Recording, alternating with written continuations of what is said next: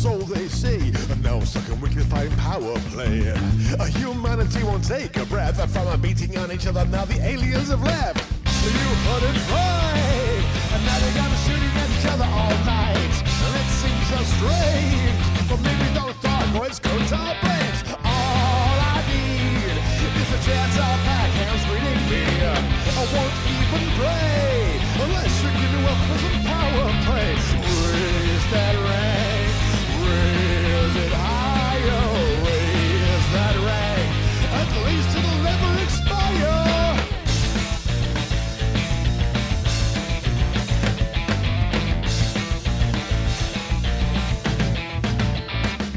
So blue is best and red is bad. Green is better and yellow says that. I get the skins and the logos too. I'm a corporate anarchist fighting for you. You heard it right. And now they gotta shoot at each other all night. And it seems so strange, but maybe those targoids cooked our brains. All I need is a chance of backhands reading me. I won't even pray unless you give me weapons for some power play. Raise that rank, raise it higher, raise that rank. It's a holiday in power play.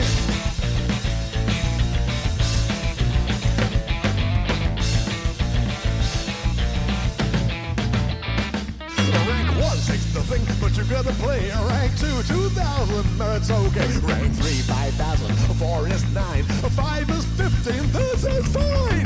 Care packages are filling my mind. Rank rises on foot, merits climb. Then care packages are filling the station. Where's those pack have the cessation? You heard it right. And now they're gonna shooting at each other all night. It seems so strange, but maybe those targets cooked our brains. All I need is a chance of backhands reading me. I won't even play unless you give me weapons for some power play. Raise that rank, build it higher. Raise that rank. It's a holiday in power play. Raise that rank, raise it higher. Raise that rank.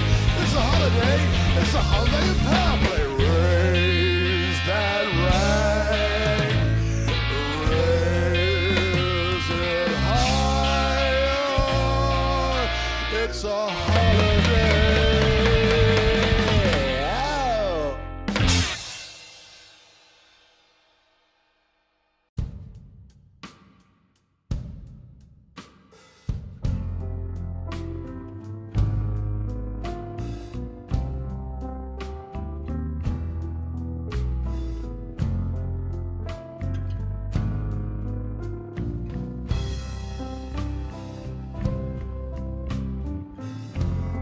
Reach the stars. If we all take one step, together we'll get there. Who knows? Who knows where we'll grow or how far? So go far you will, make your own little mark. Reach out in the dark and you'll know. Together our race it will start. Carry that steel. Yes, expansion is real. Oh, can you feel? Yeah, everyone pulls. This bubble won't burst. But we have such a thirst for the stars. Go place on the ground a new home to breathe in, to fill with the sounds of our people. Flying Type 9s hauling today. So like pulling a thread, we will slowly unwind. Don't make it a grind. There's a galaxy, oh, a galaxy out there to find. And if we all work together, then who knows how far we can get. If the goal's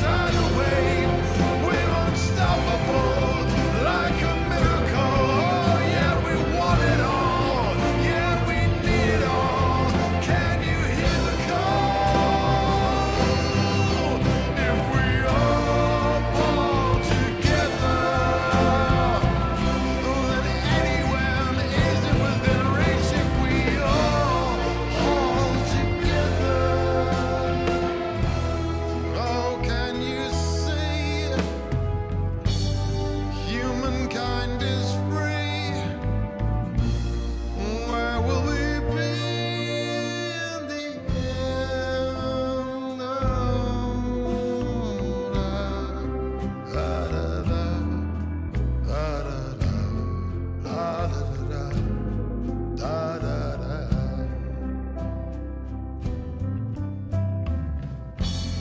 Reach the stars. Yes, it's so beautiful. We can all feel the pull. Yes, at last we can finally make this place ours.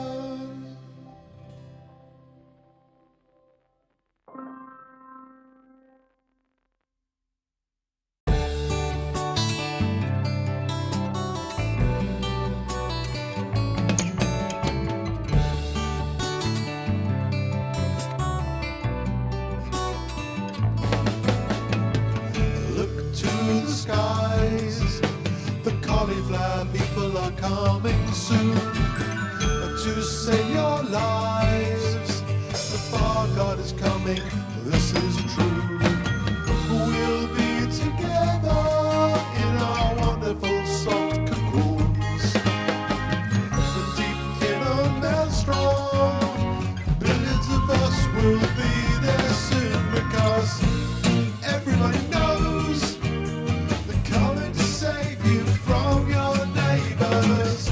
Yeah, everybody knows the 8-finger cabbages really want to meet you.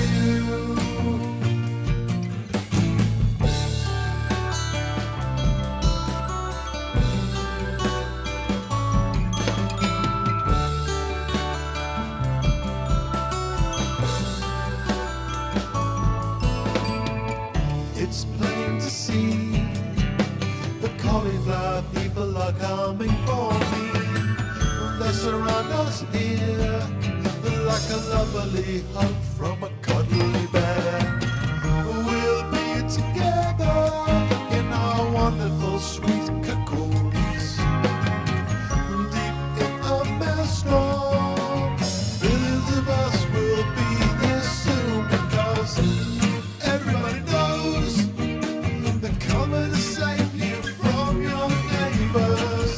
Yeah, everybody knows the 8-finger cabbages really want to be you. It's true, they want to be you. Oh, tell them how much to do. La la la la la la. La la la la.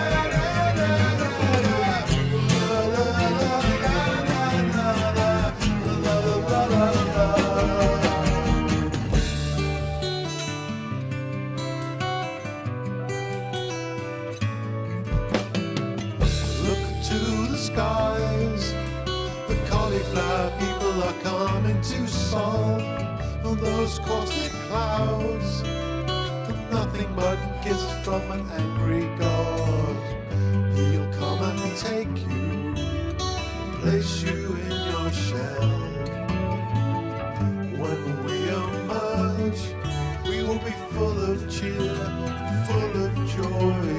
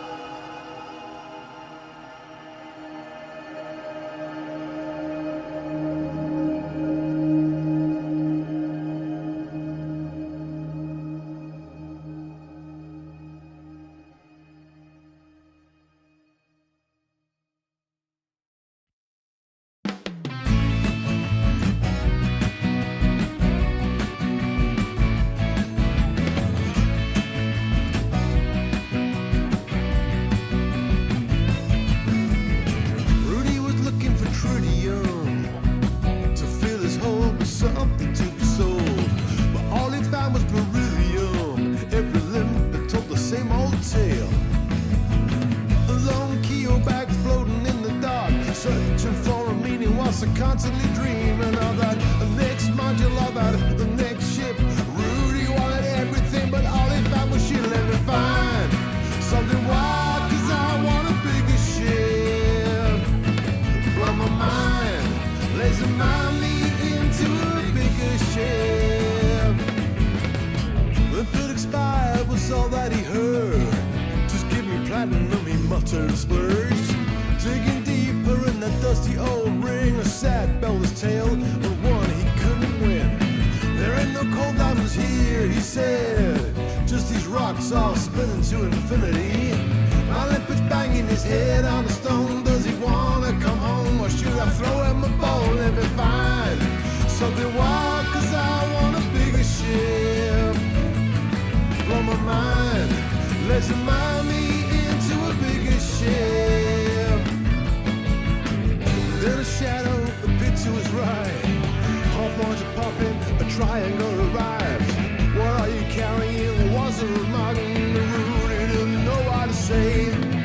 I got sweet, sweet nothing, nothing show from the 3 hours of blasting and scraping and so. You wanna come fight me for what I found? Then come on, greenhorn, let's start the first round. You choose death and the pirate types. The match was set and the moves were hyped. Rudy jumped into his SLF, launched so fast it nearly took his breath. His first attack, the plasmas were blasting. The pirate tried to send him to the everlasting. In the corner of his eye, he saw his Cuban turn slowly start to yawn, aiming right at the asteroid. Rudy felt a scream building in the void. The pirate stopped dead to hear him moan. His NPC boosted right into the stone. Rudy saw the pieces tumble in flame. The ship was gone, but Rudy still remained. How am I still alive in my little ship? But I bring my mind now, I'm stuck in this old ship.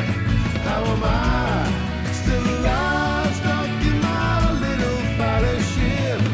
Think I just blew my mind, am I still here in this old ship? La la la la hey, la la yeah la hey, la la la la hey, la la la la hey, la la la la hey, la la la la hey, la la la la hey.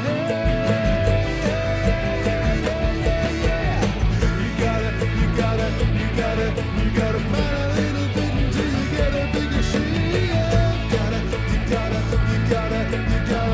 little bit until you get a bigger ship. You gotta find a little bit until you get a bigger ship. You gotta find a little bit until you get a bigger ship.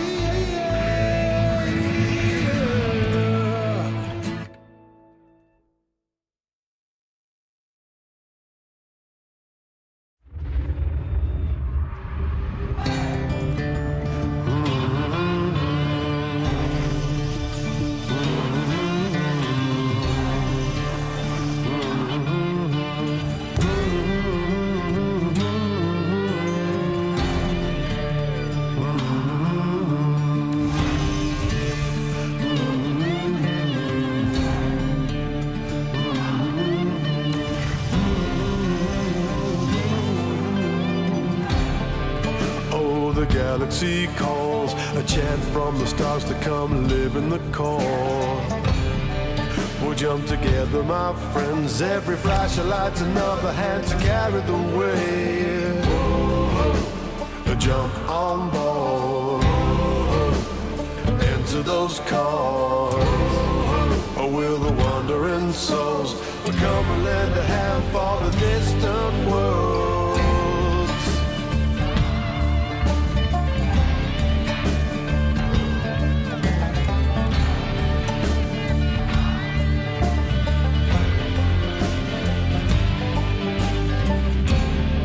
Or take a blaster or two, 'cause in those pristine rings there's a fortune for you. We'll work together, my friend, as the mother load cracks. This might come to an end. But jump on board, enter those chords. Oh, we're the wandering souls. Come and lend a hand for the distant world. Laughter's fire and jump drives count. A voice can't feel, there's a chatter about. The target's set and the work's in your hands. Come and build a hope in the distant lands. Search those systems till there's nothing to find. Leave the trouble in the bubble way behind. This is your chance as the future unfolds. Come and lend a hand on the distant world.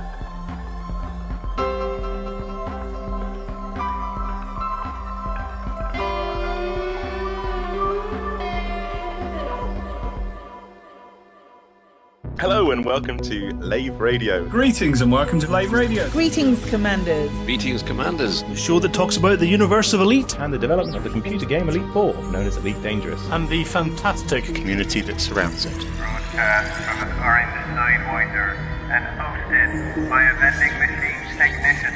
A place of nonsense and innuendo for forum dads. A self-contained podcast 2 hours long. Transmitting to every corner of the galaxy. It's even louder than me. The hottest show this side of Diso. The name of the place, Lave Radio. Lave Radio. Lave Radio. Lave Radio. Radio.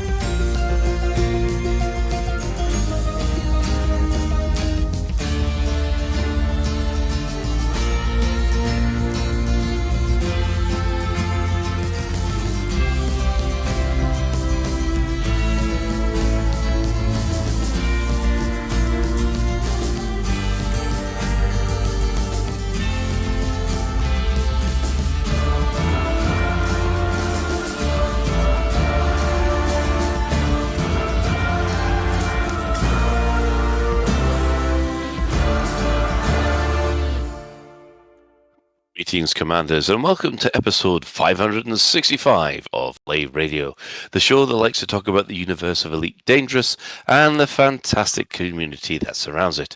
I'm your host, Commander Phoenix to Fire, otherwise known as Colin Ford, Chief Archivist of Lave Station, and joining me in the Orange Sidewinder Bar this week we have our SRV Banksy, that we Commander Alec Turner.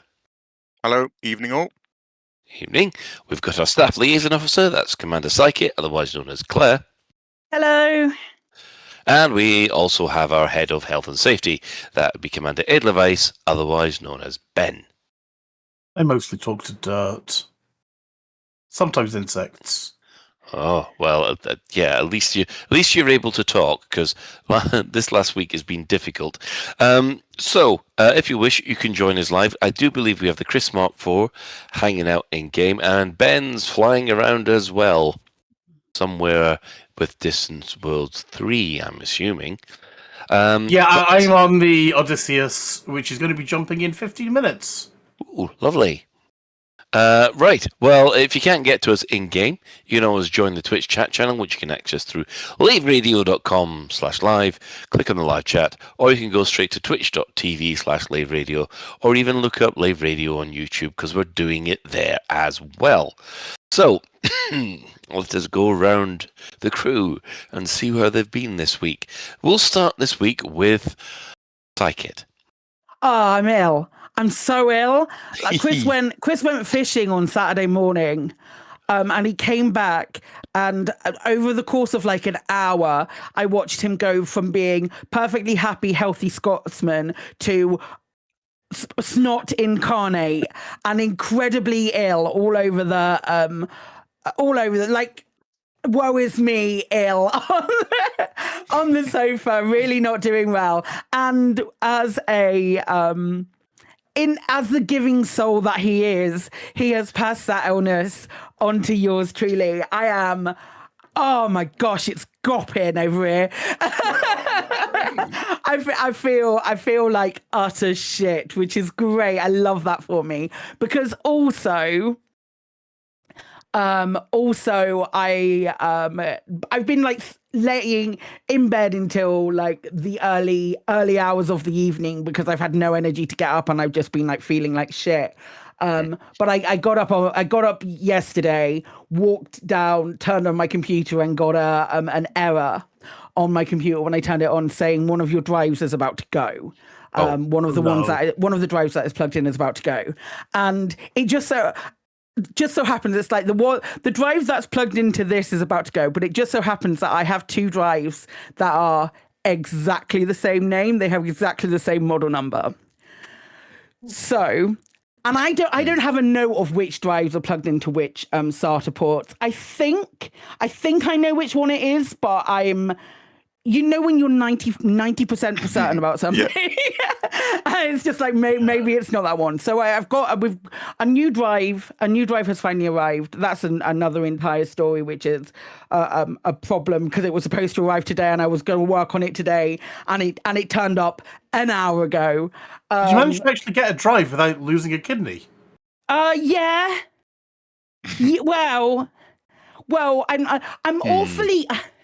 I was about to say it's a good job that my dad's dead because I've got more money for him. That's a terrible thing to say. I'll put that down next to me being ill. But I had some extra money from my dad not being no longer on this mortal coil, so I had some extra money, so I was able to funnel it into that, and I think he would have been more than happy to do that. But I have got a new drive coming. But my concern is I've got four drives that are attached to my computer. One is the one that Windows runs off, the C drive. It's not that has a separate ID, and I remember when I bought that and what that was called. And then I have another SSD which has all of my games on, and it's not that. But I then have two 2-terabyte Toshiba hard drives, which have been amazing. I cannot stress this enough, that these are like the most like brilliant drives. And this one I've had for since I built that computer, and I built that computer originally 10 years ago. You can't complain then. Yeah, I can't complain about the length of time that I've had this drive, and I'm very happy with the drive, and I've got another one in there. I think this drive is what I would refer to as my dump chest drive. So it's got like all pictures, all like some pictures that I've backed up and put onto the cloud, some other bits and pieces, all my wedding photos, the photo of the last holiday that I took with my mum and my sister, and a photo of and some videos that are in progress. All of these things have been zipped perfectly. All my Mass Effect mods are on that folder as well, but like all of that are on this drive. The alternative, the other drive that it could be, is the one that I have all of my streaming stuff on. So all of my OBS settings, all of my overlays, all of that kind of stuff. So I really want it to be the dump drive. So my hope is that it's a dump drive. I am in the process currently right now. For people wondering how I'm doing, how I'm not just like balls deep in my computer, and I'm not doing stuff on my PC right now. Whenever I do Lave, I do it from and anytime I've really recorded a podcast, I record a podcast from using my laptop, just because I can move around then, and I can be in a different space. I've always recorded Lave on the laptop, which is great and fine, because at the moment, all of my streaming stuff is being transferred onto the drive that I think is it's got space for it, but I think is the drive that's broken. But I'm not 100% certain. You could be transferring everything to your broken drive by mistake. Well, if I am, I'm copying it. I'm not transferring. Yeah. So it's like, rather than having to start from scratch and build everything again. And my concern, my main bugbear with it is like, how freaking long? Like the new drive arrived an hour ago, and I wasn't going to do any of that an hour before Lave, because otherwise I'd be even angrier. I'm also super ill. There's that as well.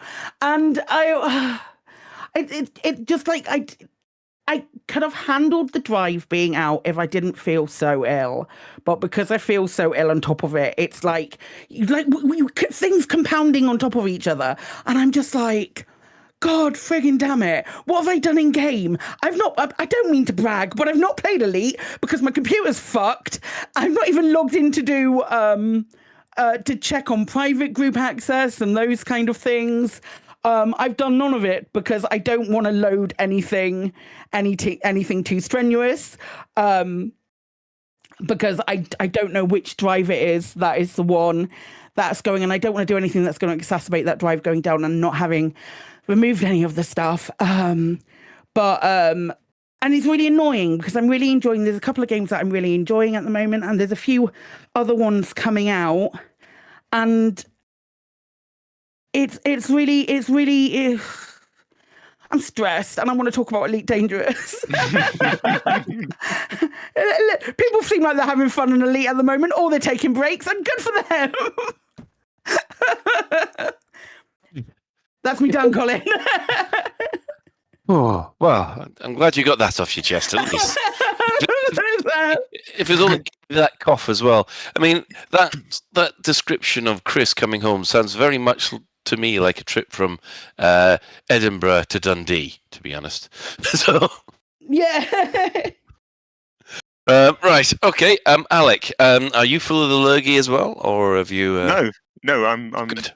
fairly healthy actually, which I'm very thankful for. Yeah, what have I been up to today in particular? But the last few days, I'm mostly attempting to immunise myself against the eulogy I've written and the remembrance slideshow I've made, because I think I've made a terrible mistake and made them both far too powerful, and I'm absolutely going to destroy the room, which was not the intention when I wrote them. So I might need to tone down the. I don't know. It's hard stuff, but yeah, my plan, and I checked with my brother who did a similar thing about 6 months ago. My plan is to just read it so many times that I basically immunize myself to it. Yeah. So that's going well. Oh, but on the plus side and the cheerier side, we've chosen the exit music, which is going to be Eric and Ernie. So that I'm very happy about that. Oh, I love that so much. Yeah. Yeah, I went with lots of serious choices, and then I listened to Eric and Ernie and thought, there it is. We'll go with that. Yeah, you gotta have a fun exit music. Yep. Anyway, let's move on. Oh, actually, no, not quite move on, because I tell you what has been really nice. My sister and I are close. I have a brother as well who lives in America, but my sister and I, she lives close here nearby, and we are close. But working on this, we've had so much awesome quality time together. You know, I gave her a lift to the solicitors the other day, and we're discussing things together, and we're discussing photos and memories, and wow, it's been so nice. We've just spent so much. It's funny that a thing like this should give us such nice memories, but it's been lovely. That's exactly why my sister and I are doing Hogmanay in Aberdeen. Yeah, because that all started over my nan. Yeah. We're just trying to talk my brother into joining us for some of it. Yeah, it's been good. Even my brother has been on the phone every weekend, which is unheard of, because him and I, to be honest, are both terrible at communicating with each other. Yeah, we've been chatting every weekend because he wants to know what the latest is and what. So yeah, it's been good. It's been good. In more exciting news, I to cheer myself up, I bought myself a treat last week. It won't get here till February. Ben knows this already, but I've ordered myself a pair of Viture Beast XR glasses. Nice.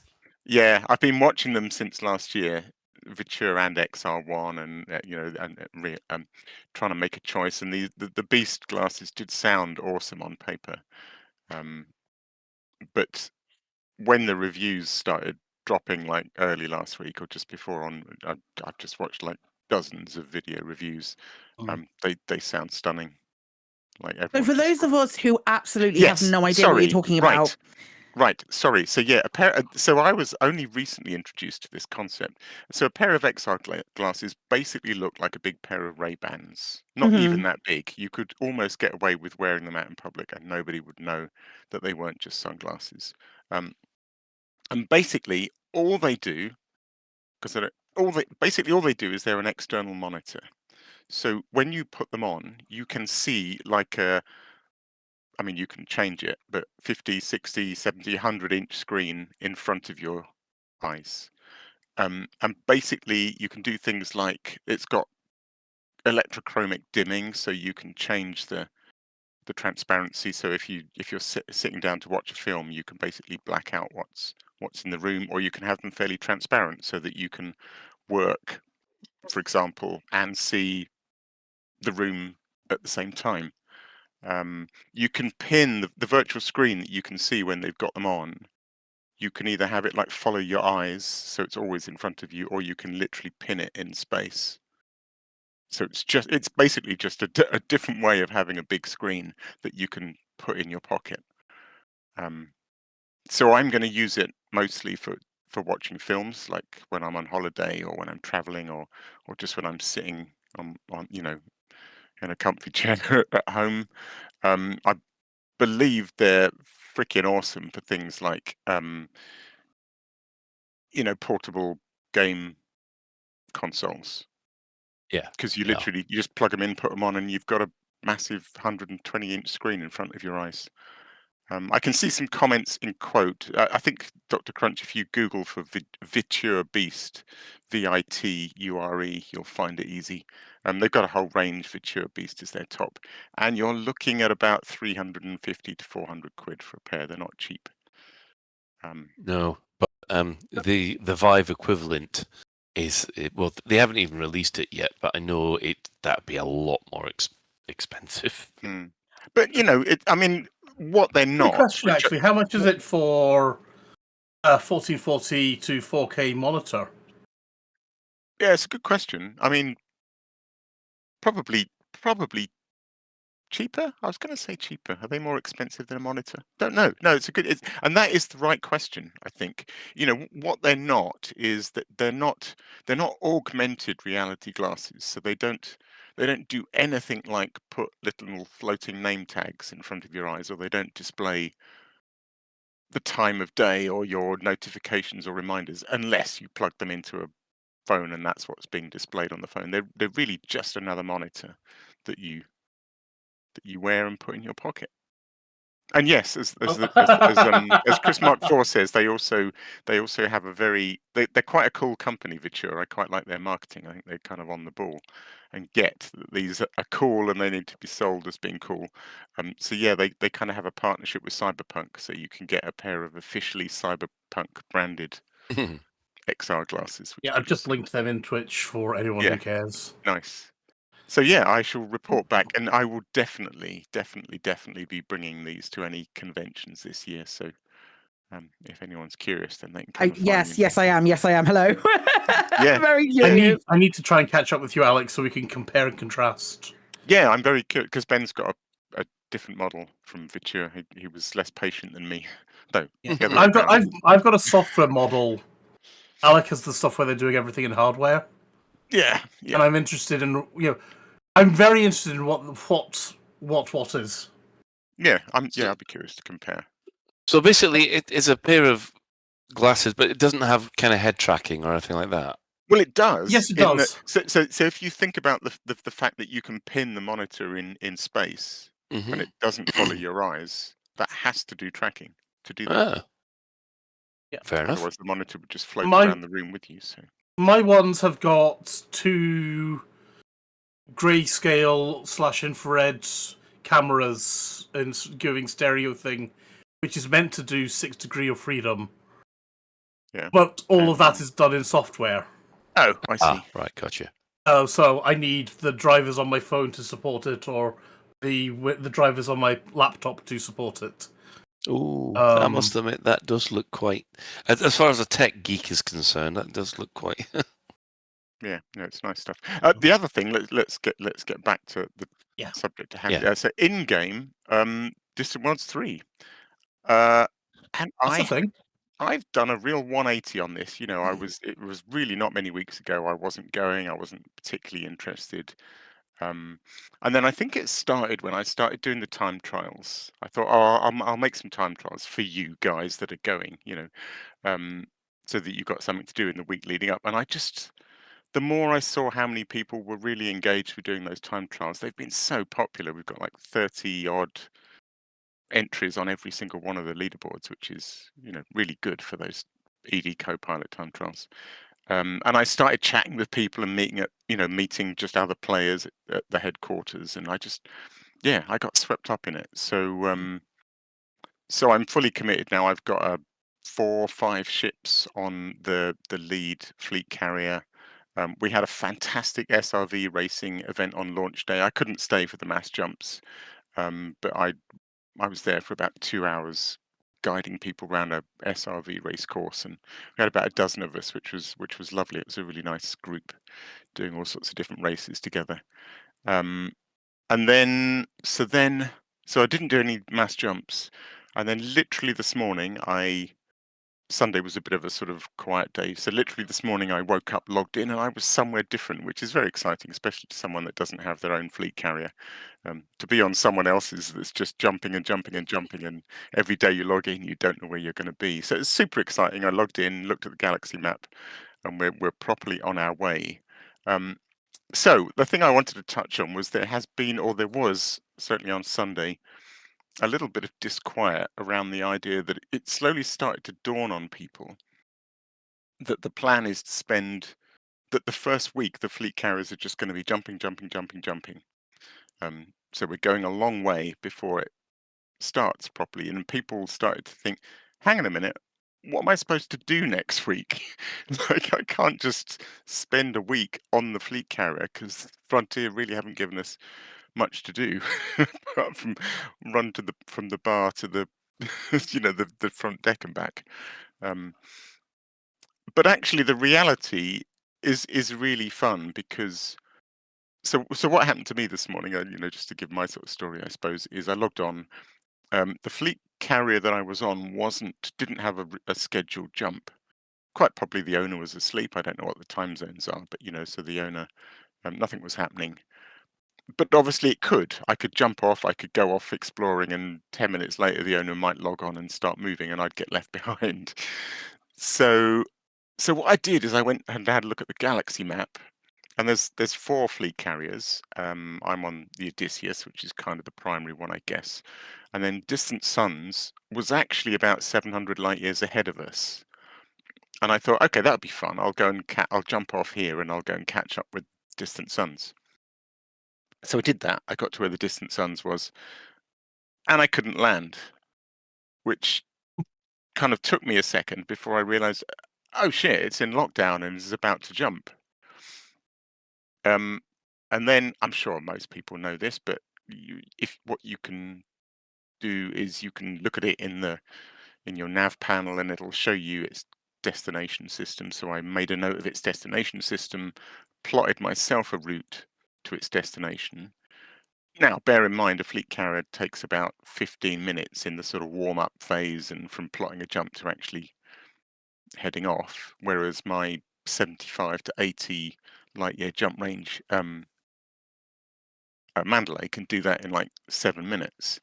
So basically, I raced ahead, got to the system where it was due to arrive, and for people that don't know, again, quick tip: if you go in the system map, nav panel, definitely nav panel, maybe system map.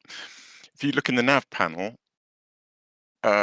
when you're in a system where a fleet carrier is about to go to, you can see the point where it's going to arrive, and basically park yourself and wait for it to arrive, which is superb. So I did that. It arrived, and I jumped back on board. Now, what was fun was that in the 7-8 jumps it took me to race to its target system before it got there, every system I jumped to was a first discovery. Oh, nice. Oh, that's cool. So I jumped back on, and then I so enjoyed racing it, I thought I'd do that again. So I jumped off again, and obviously the owner was plotting jumps because almost within a minute of it arriving, the new jump was plotted. So I hopped off and did exactly the same again, and like 8 first discoveries, waited for it to arrive, jumped back on, sold my data. And then I did it a third time, jumped off, 8 first discoveries, waited for it to arrive, jumped back on, sold my data. So I'm really enjoying that, and I might do that all the way to the world of death, frankly, because it's kind of thrilling. There's nothing more expected of Alec Turner turning this jump thing into a race. I can't say I'm surprised, mate. I'm not gonna lie. You're not the first to comment on that. In fact, I mean, just to run with this idea further, I am hoping there's maybe going to be some people around to do this with me tomorrow morning, because we can genuinely make it a race. And the way it works is this: you sell all your exploration data, right? And then we all jump off the fleet carrier, and our aim is to get to its destination, get back on, and the winner of that round is the one with the most first discoveries. So there's two things to that. It means you've got to get to the carrier first in case you visit the same systems as the other guys and be the first to sell it. And secondly, if you're willing to take the risk of being left behind by Distant Worlds 3, then you could always do more jumps and get more systems. But the question then becomes, how daring are you feeling? How many systems do you dare scan and still get to the fleet carrier in time? So that's what I'm So proposing. funny. That's I love you so much, Alec. Never change. So yeah, it's a hoot. And I've talked for far too long, but Metroly, I really loved Metroly as well. I was very skeptical, but having installed it and tried it, I think Metroly is superb. Good work. The guy that worked on that, I absolutely love it, and it's going to transform this, I think. So yeah, good stuff. Having a blast. Excellent. I guess that brings us over to Ben. Right, so I guess health-wise, I still haven't shaken this bloody cough. And I don't know what the hell happened, but I was walking about the other day, and you know when you get like sudden cramp in your leg? Yeah. And I was walking up. The only time I really get cramp is when I've been lying down and I stretch too far, and then all of a sudden my leg goes, nope, I'm done, I can't move now. But I was walking across the road, which was worrying, and all of a sudden my left leg decided to go and give me cramp. And I've still not fully shaken that. So I'm sort of like hopping around rather than walking properly, which is mildly concerning. I've stretched and things like that, trying to get everything as it should, but it's better than it were, and hopefully it'll just get better and better and better, but it's slightly concerning. No, that's not it. So, yeah, I've also done this little Distant Worlds thing, like a couple of other folks as well. Excellent. So, I was in a group with, in a flotilla, sorry, they're calling them, with somebody who was in and was absolutely, they did Alec's thing. It was their first time ever doing anything really like that, and they were so full of praise for the event that Alec put on that it was like, they truly appreciate cool. the work you're doing there, Alec. Oh, that's awesome. But then I did join in for the launch, which was chaotic and fun, and our group was less chaotic than some I've seen photos of. Like we were just all hanging around, hooning about in small ships until jump time came, and then we all got into what we wanted to actually fly off in. And assumed the position and did everything we needed to do, and that was all fine. But I've seen photos of people making towers of various ships kilometers high, and then doing the jump, and various other silly and shenanigan things along those lines. Then took part in the mass jump. That was always fun. And then I have to admit, the first time, I don't know about you, Alec, but the first time I learned what's happening next was after I did that first mass jump.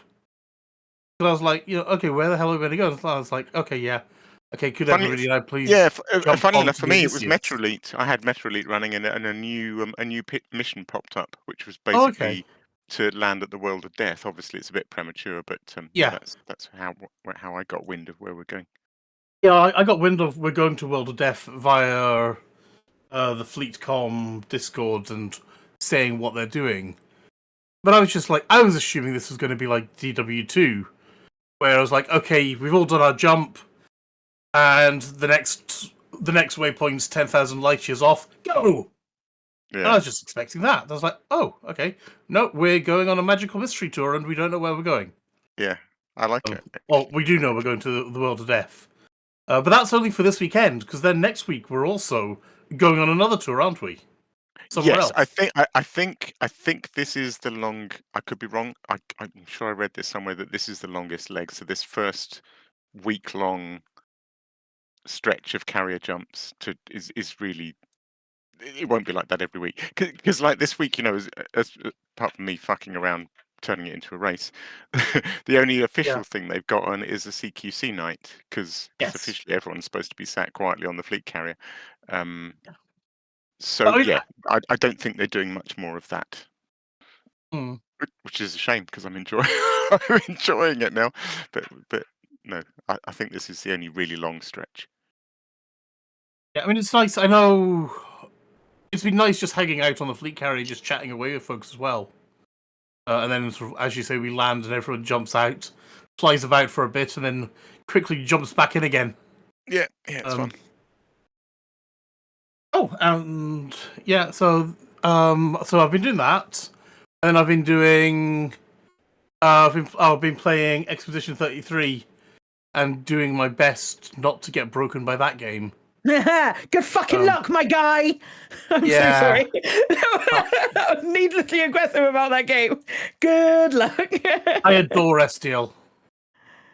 It's SKA. It's so good. SKA, it's so good.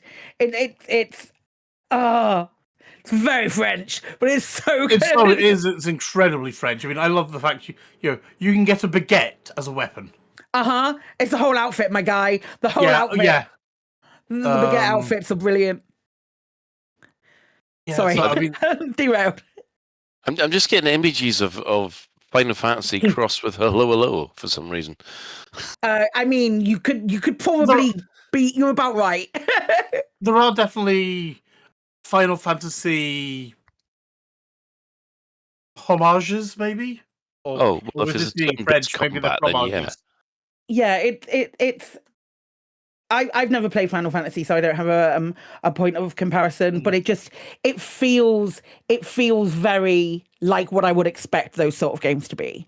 But it is also amazing. Yeah, I mean, I guess it's Final Fantasy. If Final Fantasy were made by a bunch of French people, not Japanese people. Excellent. Which I think that's fair. But yeah, I'm enjoying the story. You could tell it's French. It's so depressing. It's so depressing. You're in Birmingham. You've got nothing to compare to depressing stuff. These guys are in a broken down version of Paris that's been cast out into the middle of the ocean, and every year they keep dying. Ben's not very far into the game. Yeah. Well, I'm also trying not to say too much. It's very good. It's very good. Dudley to me. It's prettier than Birmingham. I'll say that. But yeah, they are very, very French. Yeah. And yeah, I mean, I've been broken at several points already. Especially when one of the characters starts writing logs. It's so special. It's genuinely so special. For those that come after, it's a very special game. I think the writing is the guys deserve all the credit for it. I do agree. I do absolutely agree. Colin, how's your week been? No, we did Colin. Did we do Colin? No. Colin. Nobody's done me. I'm so confused. I'm so confused. Would you like credit to do you, or do you want me to do you? Pod. Right. Exactly. Move on. What has happened this week? Well, as you can probably hear, I am better, but I'm not fully recovered. I was only able to do a little streaming over the weekend, and I've caught up with a couple of things with what's been happening in the Enclave and all that kind of stuff, which we'll talk about later. Apart from that, it's just been the usual end of year stuff, trying to get accounts in before the end of the tax year and all that kind of horrible, boring, grown-up stuff that you have to do. But I have made a progress with the sort of the CPU intelligence, because I'm not going to call it artificial intelligence because it's not. of my game because I found a major bug with it, which has meant that I had to rip it all out and rewrite it. So yes, I'm making progress with that. And then today I was there thinking, oh right, I've got this almost done, and then remembered that you've also got to keep it up to real time so that the CPU can make decisions on what's the rest of the game state is instead of just the initial game state. So that means I've got to do another pass at it, which, but that's part of the fun.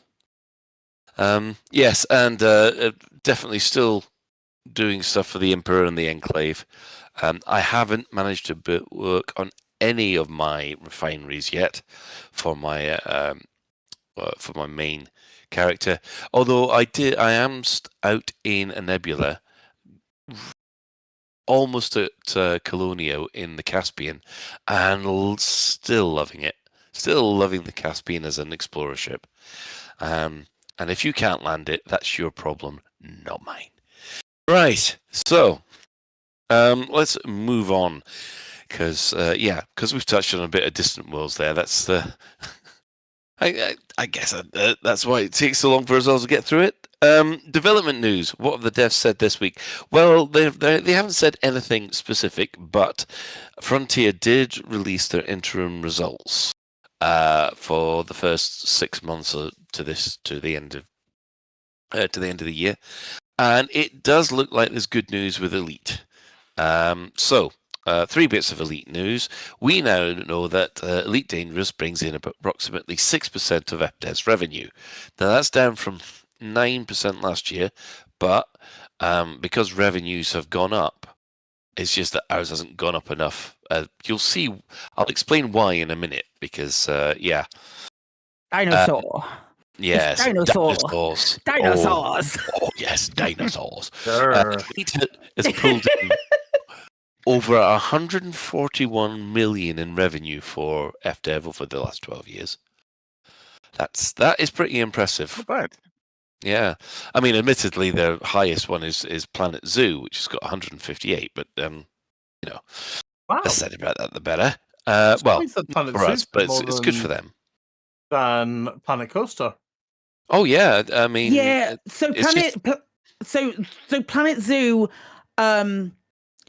is an entirely different game to Planet Coaster as far as like the building and those kind of things. It sits more within a similar vein of Jurassic World of those games than it does towards Planet Coaster. Planet Coaster is very, very set on the building things and then making the coasters and those kind of things.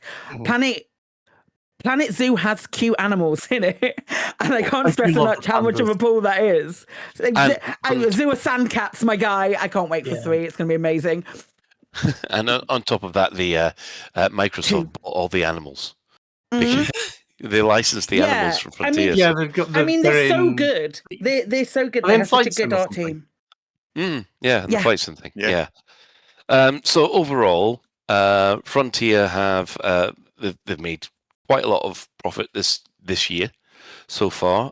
Total revenue for Elite compared to the same period last year has actually jumped by 50%. So it's pulling in more money than it did last year, even though the percentage has gone down. But the main reason the percentage has gone down is because FDev are getting a lot of money from Jurassic Park 3, which has been a monster hit for them. It's brought in 63% of their revenue. 90% of the revenue actually comes from the CMS games. So yeah, that's.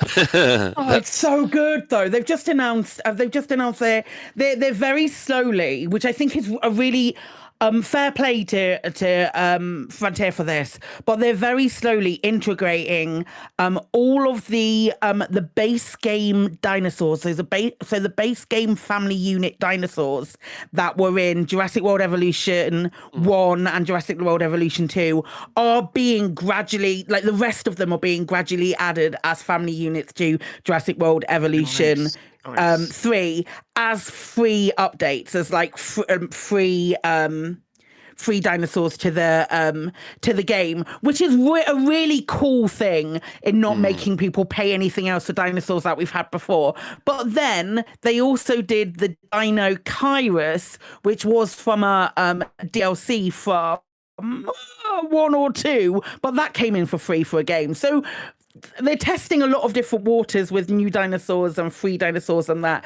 and seeing what the I kind of like with us with the Dodex, seeing what the pushback is when they introduce a dinosaur that isn't. If they introduce the dinosaur on DLC that might have been from a previous DLC on a previous game, I think that's going to be an interesting place to see where the pushback comes from, the Jurassic and park management communities against them as well. I think it's fascinating. But they've just added a new dinosaur. There's as part of the presentation of this information of this financial year presentation, Joe Cook just is it Joe Cook? Am I saying that right? Cook. Yeah, Joe Cook haphazardly just said, "Oh yeah, the next Jurassic World DLC is going to be Rebirth." Literally just like that, in the middle of the presentation, nobody knew anything about it. That wasn't even something that I could leak, but So yeah. Yeah, so the new CEO Joe Cook has revealed that one of the projects he initially started with Frontier was the launch of Elite Dangerous, and is one of the reasons why she joined involved the company in the first place, which was reassuring to people within the community, and they're expecting to have a revenue of over 100 million this year. They've got like 56 million so far. But then again, that's Christmas. But so they're on target for that. So overall, Frontier has managed to improve their financial position and stability, recovering from that horrible blip a couple of years ago. So that's good to hear. The blip that was everyone going back to work after COVID and not being able to spend money on video games anymore because they had real life things to do. Well, yeah, and a Warhammer game that didn't go down too well. Well, that was Frontier Foundry is a whole other conversation to be had around that. I don't think there's any Frontier Foundry games that have that succeeded. That they didn't. Was Chaos Gate one of them? You know what? It might have been, but then they bought it, didn't they? They bought the IP entirely, so it stopped being Foundry and it just started being Frontier's IP. Yeah. So the one thing that was successful, they kept and binned off everything else. Yeah, because that still keeps me going. I mean, I know I do occasionally muck about with F1 Manager from time to time, but yes, right. Let's hand over to Alec for the rest of the community news. And now to the community coroner.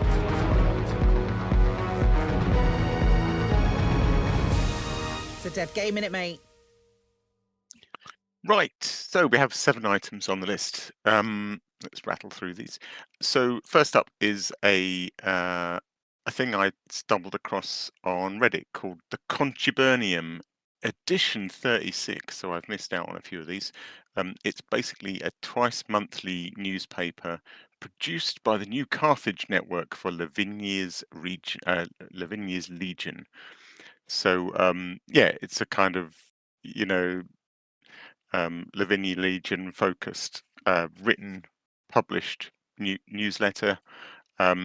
This edition features a big piece, a sort of multi-page piece on Distant Worlds, which is a really good read, and then they also have a kind of letters section. I guess if you're particular aligned in power play to Lavinia or sort of the Empire, then go check it out because it's really nicely produced and it's really well written, and twice a month, so it's pretty regular stuff.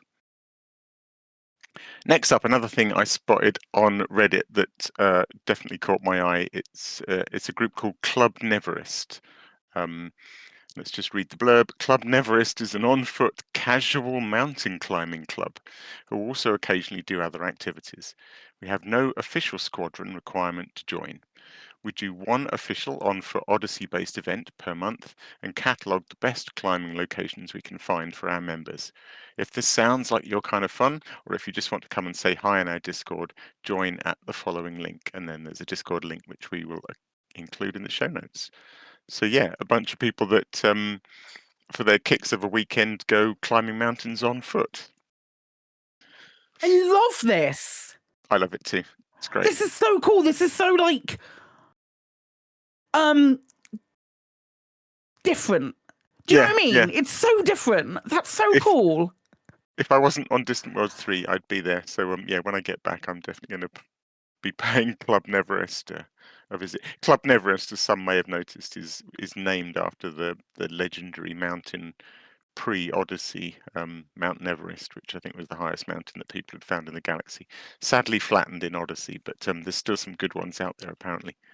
I did chat. Where did I chat with them? I can't remember. I chatted somewhere. On Reddit, there's a comment. You commented and then they replied okay, on Reddit. because they did say that there was something about that they'd seen some mountains that were like 15 kilometers high or something, which is huge actually for Odyssey. Yeah, I think we've hit a few that were close-ish to 15 kilometers tall, peaks or so, just for the basics. It's so good. They're so good. Yeah, good fun. Good fun. Next up is so Distant Worlds 3 has garnered a bit of press, which is really great. You know, it's really nice because it I think attracts and speaks to an audience outside of people that have played Elites, which nicely will come on to in our question of the week. But so there'll be people reading about this expedition and going, "That sounds good. What's the game?" Yeah, so it's in space.com, and they do sort of mention what Elite is and. Yeah, just give a bit of hype towards Distant Worlds 3. So good stuff. Next, item 4, and XPA is back, who's been making tutorials. XPA has been a bit busy. Student life, I think, taking up his time. But basically says, I'm finally back after an admittedly very long break. And in today's video, I'm bringing you the basics of mining. I hope you'll enjoy and learn a thing or two. And it's really good, really thorough. It's pretty fast. I had to pause it a few times. There's a lot to convey these days when you try and cover everything about mining. But yeah, really nice guide from XPA. Right. Yes. Next up. So I mentioned last week or the week before that I was not averse to some PvP videos, and I was very aware that I never featured them and wanted to see that corrected. So first up, Gino Garon got in touch with me very quickly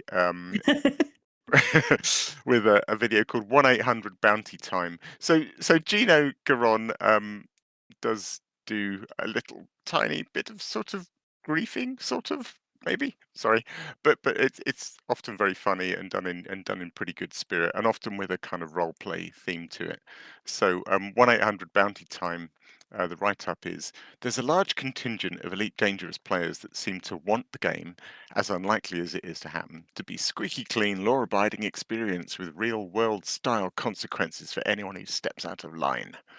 Well, I think they have a point. Lawbreakers have it too easy. And so, ladies and gentlemen, the punishment for criminal commanders you've all been asking for. Jameson Memorial is closed to wanted commanders, no matter where your bounties lie. And then it's basically 10 minutes of him destroying anyone at Jameson Memorial that's got a bounty. But it's pretty funny. And the crime and punishment we all wanted, right? Yeah, absolutely. Death to the rule breakers.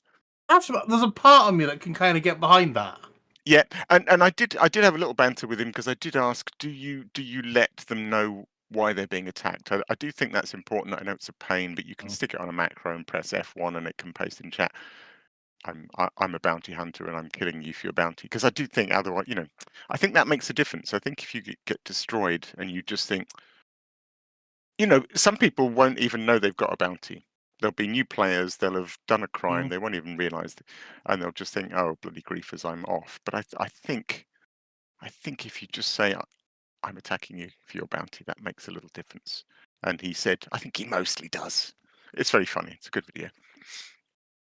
Right, next up, and we have more PvP from the legend that is JN Tracks over at Loose Screws Space. So this is called Community Goal Hauling is Fun by JN Tracks. It's basically a video and this is good stuff as well. This tickles me a lot. So Jane Track's going out in a Panther Clipper, filling it with cargo, so he's bait, and then waiting until people pull him over, interdict him, and then giving them the surprise of their life when they discover that they've tackled someone who knows what the fuck they're doing and is armed and and about to fight back and give them a serious thrashing. So yeah, it's a good watch. It's lots of PvP combat. What I would also like to read out is a comment from JM Tracks who says, because I said what's it worth to feature it, so he says he would request a rant about how boring PvP is. I can be Exhibit A. Please do not watch. This is very boring. This is a community corner warning. Please do not watch. You can't get these minutes back. So yeah, I watched that and oh man, it was so boring. It just went on and on, shooting and shooting. Terrible video. Is he doing this PvP combat against wannabe griefers? Well, I mean, in his Panther Clipper. Yeah. He gets interdicted by the usual what's the thing with the hooked nose? I've forgotten its name. Captain Beaky. Gets interdicted by lots of beakies. And I like it. It's sensible stuff. Jane Trax has been around a long time. He knows his combat, so he knows when to quit. So when mates start piling in and it's 3-on-1, he's kind of out of there, and he's not afraid to leg it when the odds are stacked against him. But man, he puts up a good fight in that Panther Clipper. So yeah, good watch. Cool. Final video of the night is a Distant Worlds 3 video. I'm not going to give too much away about this. It's called Instancing is Fun by Jensen 2025. We'll include the link. It's what's the piece of music that kind of goes I want to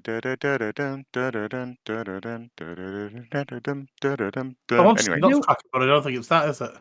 It's the Alton Towers music, isn't it? Hall of the Mountain King? Is it Hall of the Mountain King? I think you're right. Okay, so it's set to that, and basically it's pulling more and more and more people into the instance in preparation for a Distant Worlds 3 mass jump, and the ending is very funny, and that's all I'm going to say. And that's tonight's that community music corner. used in Jet Set Willy or Manic Miner? I can't remember. Probably. It'll be probably. I think it's old enough for now. Enough now to be. Yeah, well, it's classical music, isn't it? Yeah, it's not going to It's not going to be copyrighted.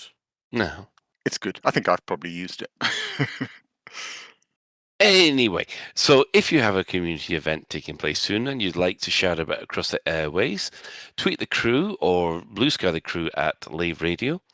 Email is at info@laveradio.com, or there is a special section on the Discord for you to drop your links for Alec. Otherwise, he will hunt you down and find them. Or maybe not. I mean, I'm in Distant Worlds 3, so you might be safe for a few months. He'll be racing to and between each stop. He's too busy racing from one to the other. We've now got at least 2 people who are interested in PvP. We can get them to hunt down for you.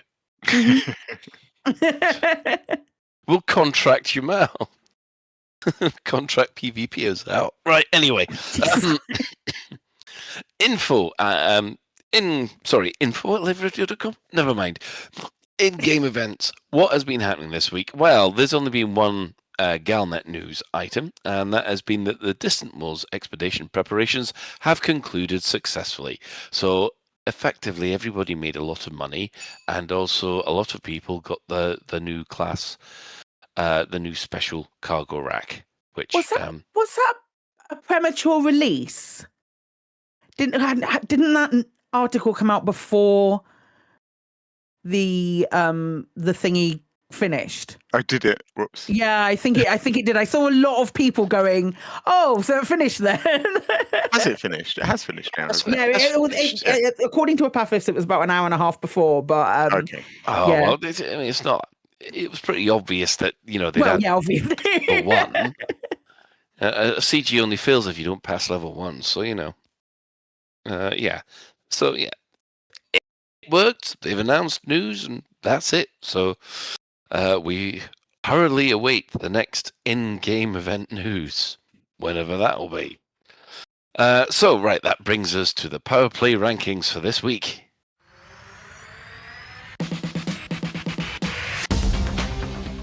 Remaining in 12th, we have Petraeus, having gained no new systems. In 11th, we have Torval, again, having gained no new systems. In 10th, we have Delaney. He gains 5 systems, bring his total up to 761. In 9th, we have Winters gaining 3 new systems, bringing her total up to 930. 8th is Antal, again, no new systems for him, 1,126 systems. However, we have some movement as Archer falls down 1 place to number 7, having gained only 2 systems this week, bringing his total up to 1,191. But roaring ahead, gaining 14 systems and taking 6th place, we have Kane, bringing her total up to 1,194. We might see a bit of movement there next week. In 5th, we have Grom. He's gained 4 systems. His total is now 1,359. Lee Young-Roo stays in 4th, gaining 2 systems. His total is 1,516. Arissa in 3rd gains 5 systems, bringing her total up to 1,752. And Mahan and Ashling both gain 2 systems, so they're both still in 1st and 2nd place, with Ashling still winning out with 2,244. And that's your Power Play rankings this week. Yay! Go Kane! Yes. Well, Chicken Cow God. I think it's Chicken Cow God that claims all of the stuff. I need to double check this. No. Someone works really hard. I know that much. Well, thanks to Nicey for pointing me in this direction. But they pointed me in the direction of a new website, which we'll put a link in. And it gives approximate data on the actual status of the Enclave. So that's from Crossmore Gaming. And it's really quite nice. Now, apparently there are 7 active powers left, 49 systems are up for grab, and currently 5 of those systems are in conflict state. However, things are quite different in this one, because we have Mohan with just 1 system, 1 fortified system, and that's it. We've got Petraeus with 3 systems, but one of which is 2 systems rather, but one of which is a stronghold. Then you get Kane with 7 systems. Then we've got Ashling and Arissa drawing on 8. Antal's 2nd place with 9. And at number 1, we have Grom with 10 systems. Although, really, when you look at this, it could be argued that Antal's actually ahead of Grom because he's got more fortified systems than Grom has. And Grom, all his systems are exploited. So, yeah, it's interesting to actually see these numbers. However... Yeah. Go Antal. I'll be back in 3 months. You've got this.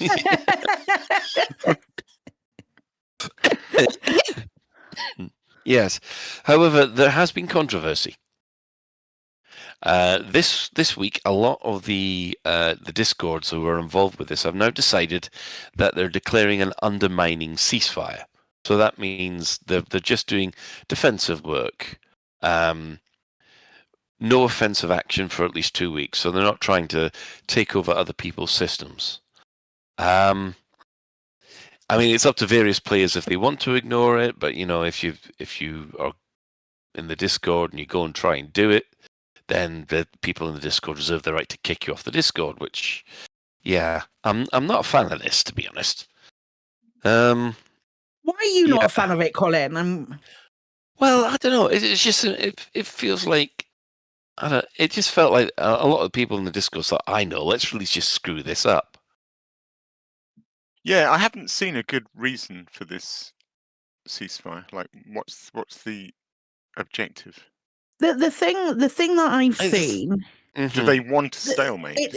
They want to stalemate. They want Frontier to give them more information, so they're not going to engage with the activities that Frontier have provided them in a in a crossing arms, hand on hips, big pout kind of way. I'm not going to do this. And it's I understand their onus, and no one's going to tell them what not to do. It's made me think twice about being the member of any power play squadron again, if the people who consider themselves to be quite high up in that not power play squadron, but like aligning myself with the power. It's put me off power play to some extent for a group of people to make a decision that they don't want any of this to be involved with. It doesn't sit right with me. It feels very Eve-like, to be honest. This does to me, and it just feels like sort of okay. Let's see if we can sabotage this. And I've got a question. I mean, have they explained their reasoning? And rather than you shall do this, are they? Please do this. This is why. Yeah, this is why we want Frontier to tell us what we're fighting for. So we're just not going to engage with the content, so that they give us a little bit more information. Is my understanding of it, like a forcing Frontier's hand kind of thing. Is that what you're getting, Colin? Well, to tell you the truth, I mean, I didn't even get that. I just got the feeling of for a lot of what I saw on the Discords and things like that was, hey, let's really do one over on Frontier. Mm-hmm. And I know that there's a problem with power play, because effectively you cannot undermine, even though they've put their finger on the balance scales. It's far too easy to reinforce than it is to undermine, and I think that's where the problem is. And there's a lot of frustration that once a certain system's got to a stronghold, it's practically impossible to get them out of stronghold. And it's there's just I think there's a lot of underhand playing where, because 3 of these powers are actually Imperial, there's a long-standing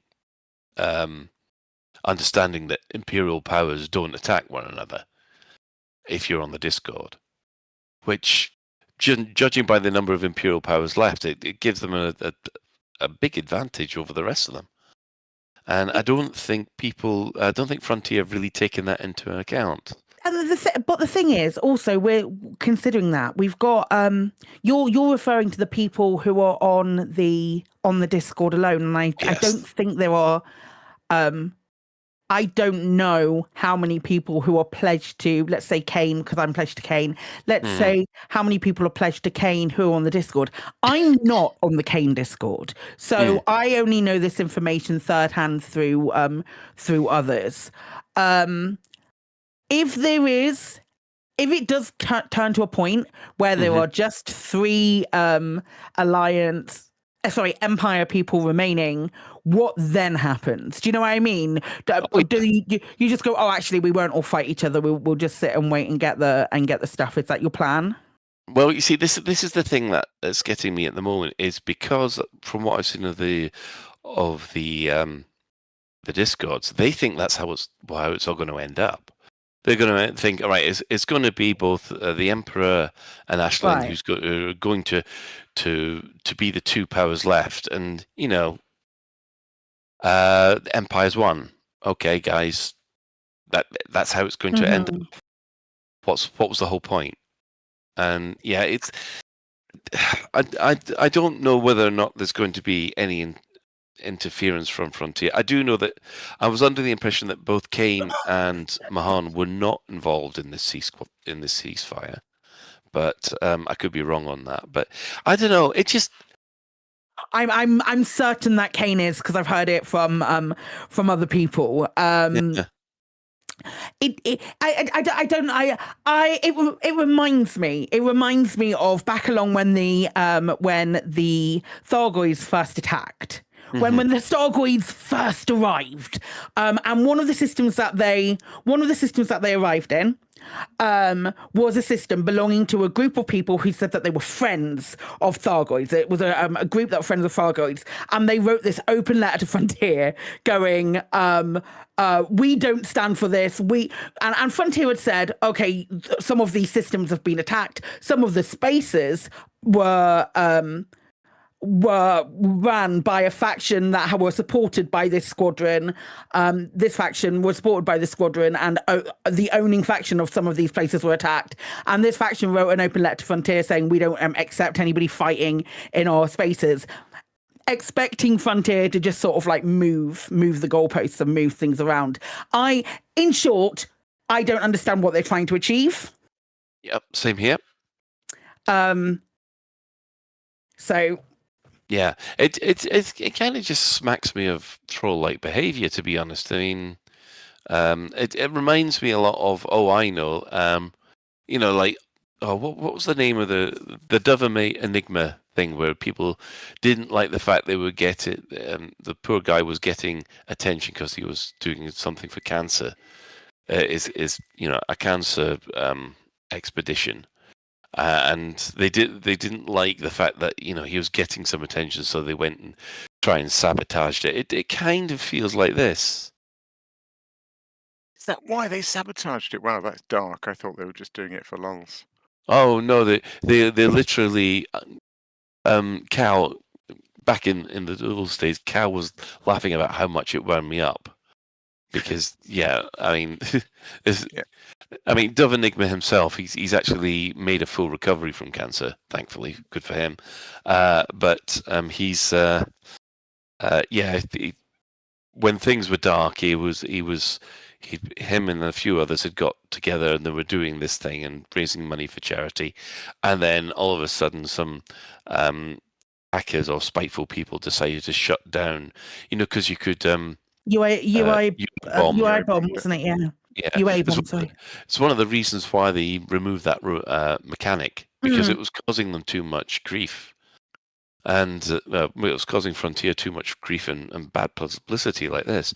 So what happened was that they went out, sabotaged it, and then when the news of that came out, the more positive reaction was there was hundreds of players who went out there with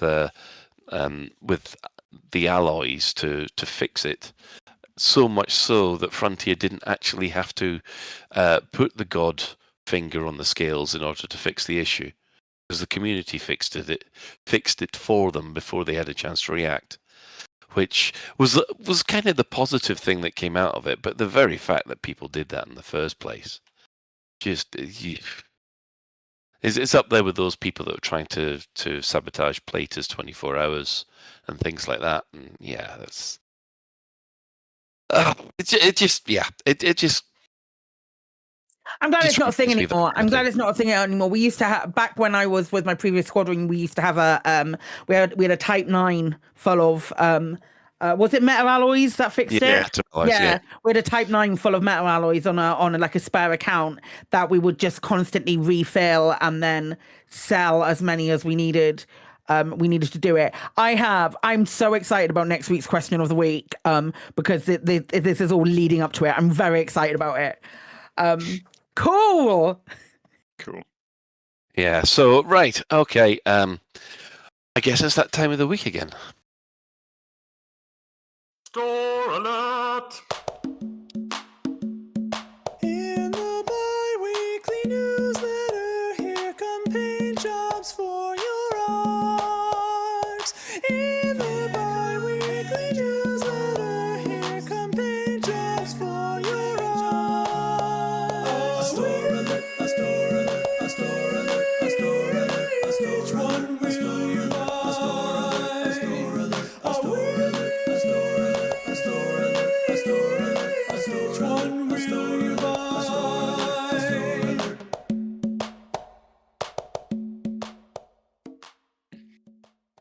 alert. And welcome back. Well, we do have a couple of interesting things this time. We now have some new skins David Braben himself actually posted this: the hollow skins for the Caspian, or is it the Caspian? Yeah. Yeah, which were, I don't know. I thought they were okay. Quite no longer can interesting you get ones. them in just blue. No. There's a purple now, and it's really nice. Yes, but of course, because it's a hollow skin, it comes with hollow prices, doesn't it? So yeah. So very. I mean, I thought they looked quite nice. Personally, I think I'm just going to stick with my Chrome Caspian. I think that's just absolutely perfect. It doesn't need anything else, in my opinion. But yes, so if you want these kind of things to be added to your a Reliant knockoff or Voyager knockoff, depends on which ship you think it looks more like, then yeah, it's there for you. There are the Prestige paints on sale for 50% off, not only for the Asp, the Beluga, the older ships. There's none of the new ships have them. So yeah, that's especially useful if you've got a couple of spare arcs left over. You want to clear them out. I don't know. I'd forgotten that these skins existed, and if you'd have told me before this week that there were prestige skins, like skins called prestige in the game, I would have told you were a big fat liar. But I'm relatively sure I have the purple and gold one for the Corvette, and I can't remember why I bought it. Yeah, because they're not great. Sexy and it's for a Corvette. They're not great. There's better Corvette skins. I wonder why I bought it. Probably had arcs like just burning a hole in my proverbial pocket or something like that. That feels like something I do. Yeah, the thing about the holo kits, I mean, I've been looking through these and sort of I can agree with you about the purple one. That looks nice, but purple one's really nice. It's a holo kit and a paint job. It is still 16,800. I'm not gonna like skirt around the fact that that's a lot of money. Yeah, pounds for that. Yeah. I mean, but I'm looking at the others. Maybe the white could tempt me, but no, not the yellow, the green, or the red. The thing is, I'd already bought like a purple skin for the Caspian as it is, and the purple looks really nice with the teal. Oh, right. Okay. Yes. With the teal hollow over it. So I don't like purple and teal. It's always like a really nice combination anyway. So I'm not chomping at the bit to go and get this, but I don't really fly the Caspian enough either, which is a problem. If give me a hollow skin on the Mandalay and I will buy it, a hollow kit for the Mandalay, and I will buy it instantly. Yeah. Without a problem, because I just fly it all the time. Yeah. There was something I was going to say there, but it's completely plonked out of my mind. Oh, yeah. Winterbute's just said, do you remember how the Caspian can fire phasers? Actually, I made my Caspian to have basically pulse lasers, and it's got missile launchers, which is the closest to phasers and photon torpedoes you can get. So, there. Colin, you fly the Caspian a lot, don't you? I'd use beam lasers. Actually, I felt that rapid-fire pulse lasers feels more like phasers than beam lasers do. Yes, but I mean, the Enterprise D did kind of go choo choo choo choo choo kind of thing, didn't it? Well, no. Rather than like we're gonna go a bit Star Trekky here, but I think the Enterprise A and the Reliant, they had the kind of pulse lasery kind of things, but when you get to the Enterprise D, then you've got the beam lasers kind of things. Yeah. I'm just thinking I know some of the combats with the beam. Yes, it's a beam, but they're still rapid firing beams, aren't they? Pew pew pew pew pew pew pew pew. Rather than sort of like, like the Mambari weapons, they're beams. Yes, they are. Or the Vorlons are beams. Yes. Weapons of pulse Yeah. Oh no, we're gonna kick off a huge argument in the chat here. Let's move on. We'll get away from this by going to an ad break. No, I want to ask you a question. Colin, you're still flying your Caspian a lot, aren't you? Yes, I am. Okay, is anybody else still flying their Caspian a lot? No. Yes. What are you using for your expedition ship, Alec? Mandalay. Okay, you've done your Mandalay. Real ones, no. I'd probably, if I had gone, I'd probably have taken a Mandalay and a Caspian just for like the extra jump range. To be fair, I've taken both of them. Now I'm getting told that I am loving going down to a planet with that steep dive in the Caspian. Yeah. Yeah. I mean, it is terrifyingly awesome. I just didn't have one built in time. I hadn't really Okay. taken it out of dry dock, and I just thought it's too late. Cool. Winterbeats is saying the Enterprise D has Type X phases or Type 10s.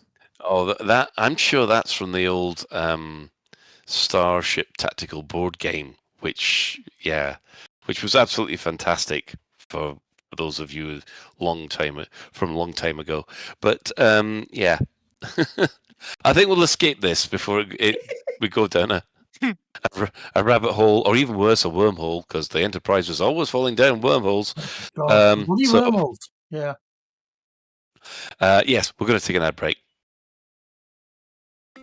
I just love my Trumbles, so playful, so fluffy. So wait, no, stay away from those puddles. Oh no, how am I ever gonna get you dry? This'll take forever. Not anymore. Introducing the Trumble Dryer. What you doing in my house? With the latest in centrifugal technology, combined with caustic heat generating compound, the Trumble Dryer gets your Trumbles dry, fluffy and fresher than ever in no time.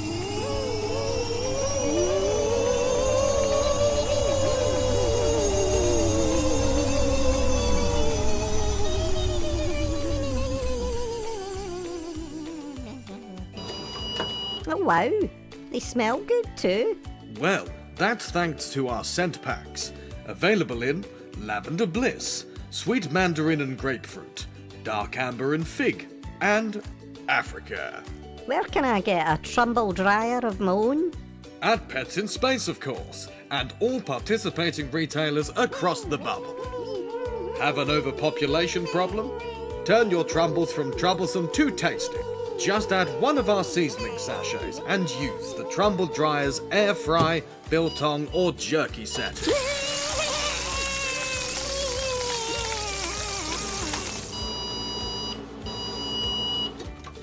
Delicious. The Trumble Dryer from Galactic Companion Co. Buy it now.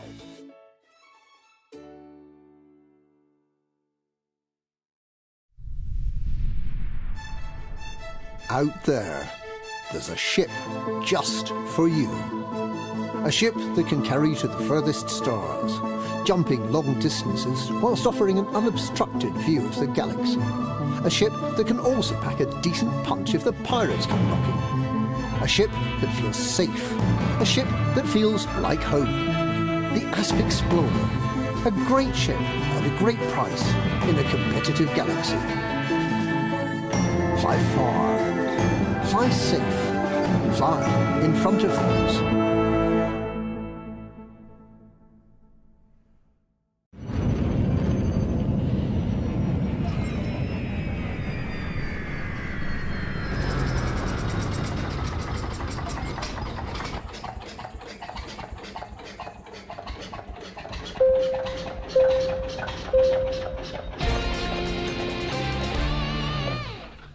This is a public service announcement from the Fuel Rats. Please stop what you're doing and pay attention. If we can rescue you, we will, but you can help us help you by following these easy steps. 1. Fly 50 light seconds or so from the system's main star and drop out of supercruise. 2. Note down the current system and the nearest stellar body. 3. If you're on emergency life support, log out immediately. 4. Go to fuelrats.org and click Get Help. 5. Stay calm, hold your breath, and let our seasoned professionals do what they do best. The Fuel Rats. We have fuel, you don't. Any questions?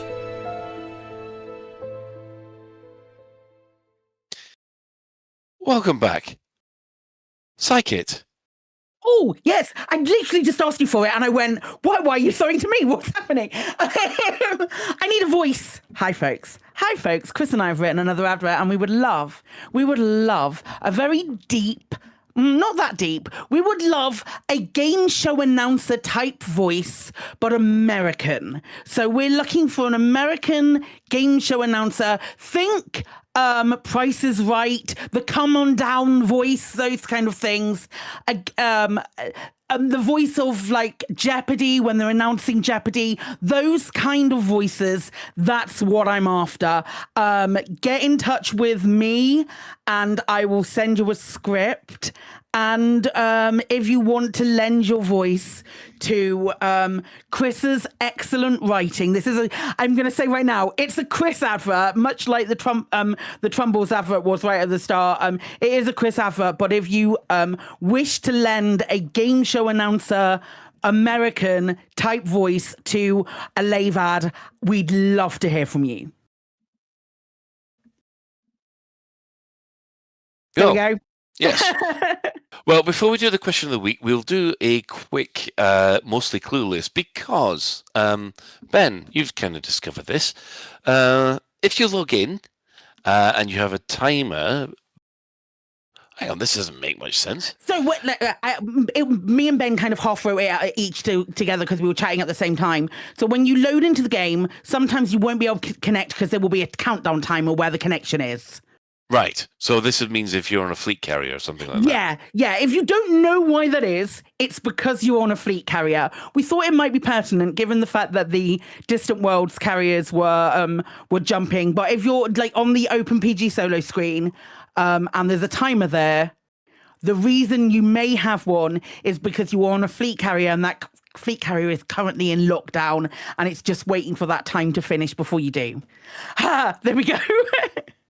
Excellent. A silly question, because I know they keep saying, please make sure you're seated down for the jump. Mm-hmm. What happens if you're not? It will sit you down automatically at the point of the jump. Well, it kind of tries to. Otherwise, you end up there just filling that space. Yeah, I've seen jumps where you've got like 10 of you all in the same seat, which is interesting.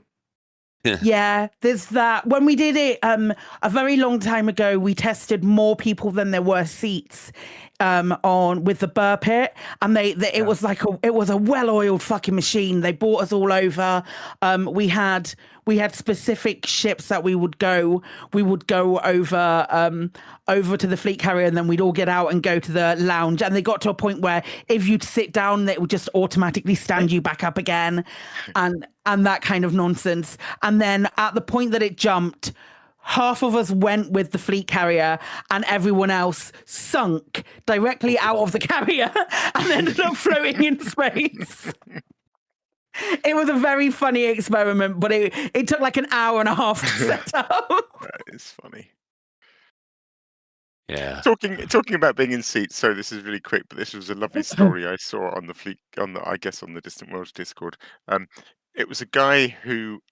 So what people are experiencing is during the jump, they often find themselves with a different crowd after the jump, or sat next to them in the fleet carrier, and by some insane and beautiful coincidence, after the jump, this guy looked to his left, and a long lost friend who they'd played Elite together, I guess, but hadn't been in contact for years, was sat right next to him.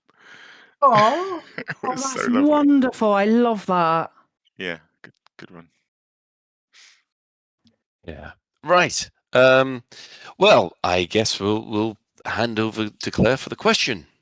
Hey, so every Sunday, but normally like between 12 and 2, because that's Claire gets work done when she listens to the amazing Chris McCrell on Black Diamond FM. You need to check him out. He's really good. He's a really good DJ.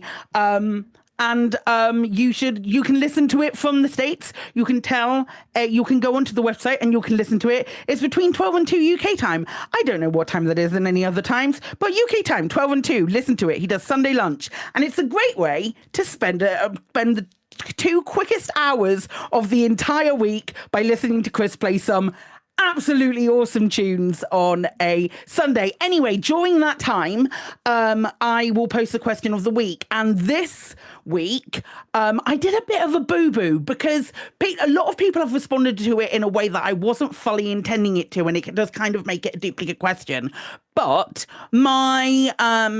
the question was, what would you say to anyone considering starting to play in 2026? Any recommendations, advice, or the best reasons to play a decade-old game? I was hoping for more information, like what you'd say to anyone who was thinking about starting the game in 2026, rather than new player advice. It's turned into a bit of a mismatch of both.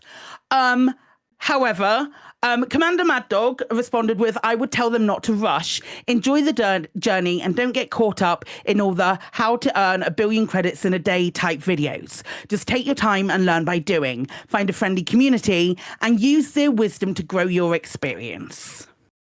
Which is great advice. Really, really cracking great advice. Just... It's my bad for not wording it correctly. If I didn't want new player advice, I shouldn't have asked for it. But it's great. It's great. Love it. Love it. Thank you, Mad Dog. I command a grey area, UK. He basically agrees. He's saying exactly what I was going to write. Take your time, enjoy the ride, or try a little bit of everything. Find your groove. It sounds trite, but really, Elite really is a journey, not a destination. 07. I'd almost argue that Daedalus is going along a similar kind of route. Try to avoid the temptation to grind all the things in one go. The grind is massive if you attempt it like that.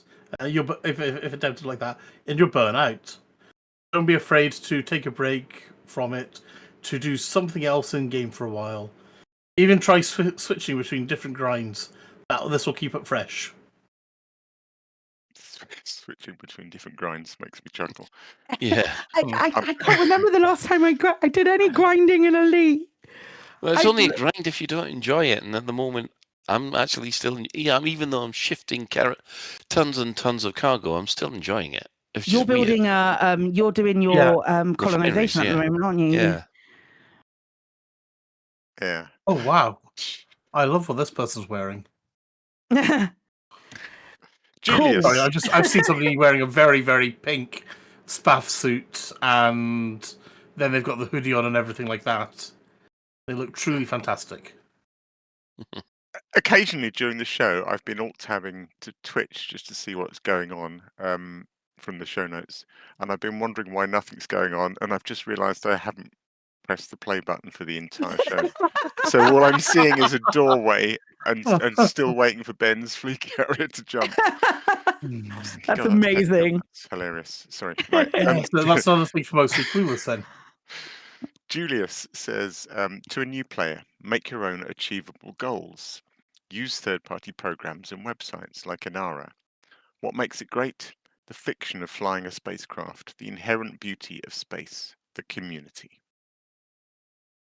Good point. Yeah, good points, cracking points. Don't use third-party tools if you don't want to, then. Perfectly valid to not use them if you don't like the idea.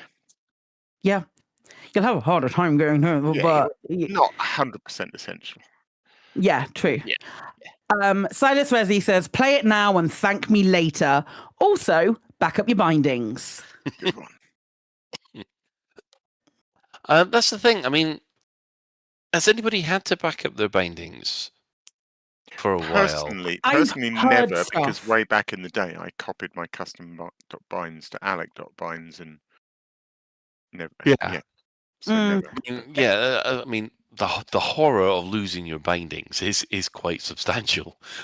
But the thing is, the only file that Elite is ever going to overwrite is custom.binds. So don't stick your precious bindings in that. Copy it. I've heard horror stories for some people. Or Nicey's got a really nice tool that lets you back up your bindings. I'm sure other tools are available, but Nicey's is great. It does it great. It does it so quickly and so easily, and it's right there for you. But I don't think, knock on wood, the only time I had a problem with bindings is when it for some reason my computer started registering my gamepad as a series of numbers as opposed to a gamepad. So I had to go back in and do a find and replace. Everything that said gamepad, I just changed to the number and it fixed it perfectly fine. Yeah. I mean, I must admit, I have 2, 3, 4. I've actually got 3 backups of different binding setups. I've got one for my old X52. I've got one for the X56, and I've got one for the gamepad. So, yeah, I mean, even though I haven't had to actually change those or reuse those backups, it's nice to have just be safe than sorry. Yeah. Other tools are available, but a little tip I've got actually is there's a really general purpose handy utility called WinMerge, which basically lets you compare 2 files and transfer stuff from the left-hand file to the right-hand file and vice versa, and it's really good. And it's really good for looking at 2 binding files. So if you've ended up with 2, your custom and maybe you're a saved one, and you're not quite sure which to use or which bindings you want to mix and match a little bit, then WinMerge, you can open them both and then see very clearly what's in one and what's in the other, and shuffle. Yeah, it's really good. Yeah. Well, I've got Papyri. I guess that's a good attempt, but yeah. It works for me. Find a community of like-minded people, and in that community, try and spot a mentor that can accompany you. Also, don't skip gameplay by getting boosted too much. Try everything and learn. Yeah, there was a not an attitude, but people used to think, all right, as soon as I got to the Anaconda, I've won the game, which really was horrible because of all the ships to aim for. Yeah, man. Yeah. Oh, yeah. And you'll see a lot of people who did that or ended up in the big ships later on discovering the fun of small ships and going, oh, these are much more fun to fly. It's like, yeah. Oh, yeah. Yeah, they are. Yeah. So, Colin, on that note, Blue Ganymede is asking, have you won Elite yet? No, because I'm only triple elite. I'm not quadruple or...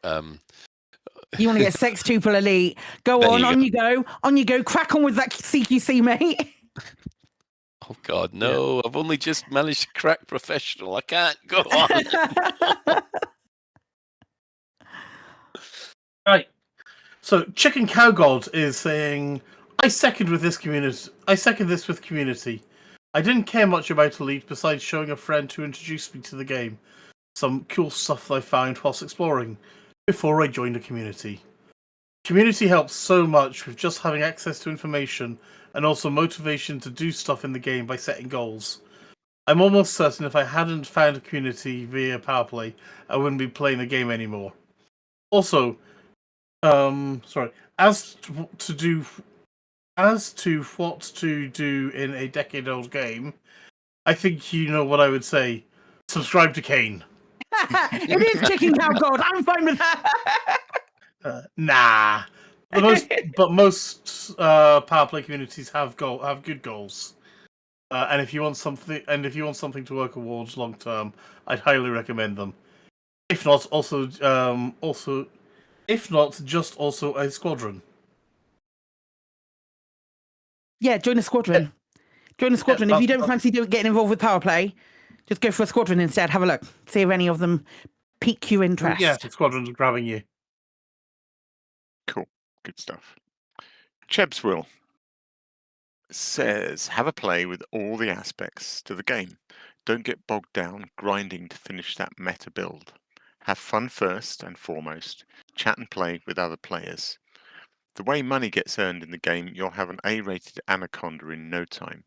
Even getting ganked isn't an issue now. Make sure to give the ganker a witty put down. It's worth more than any engineered module. That's one thing that I always wanted, actually, is you could set up pre-prepared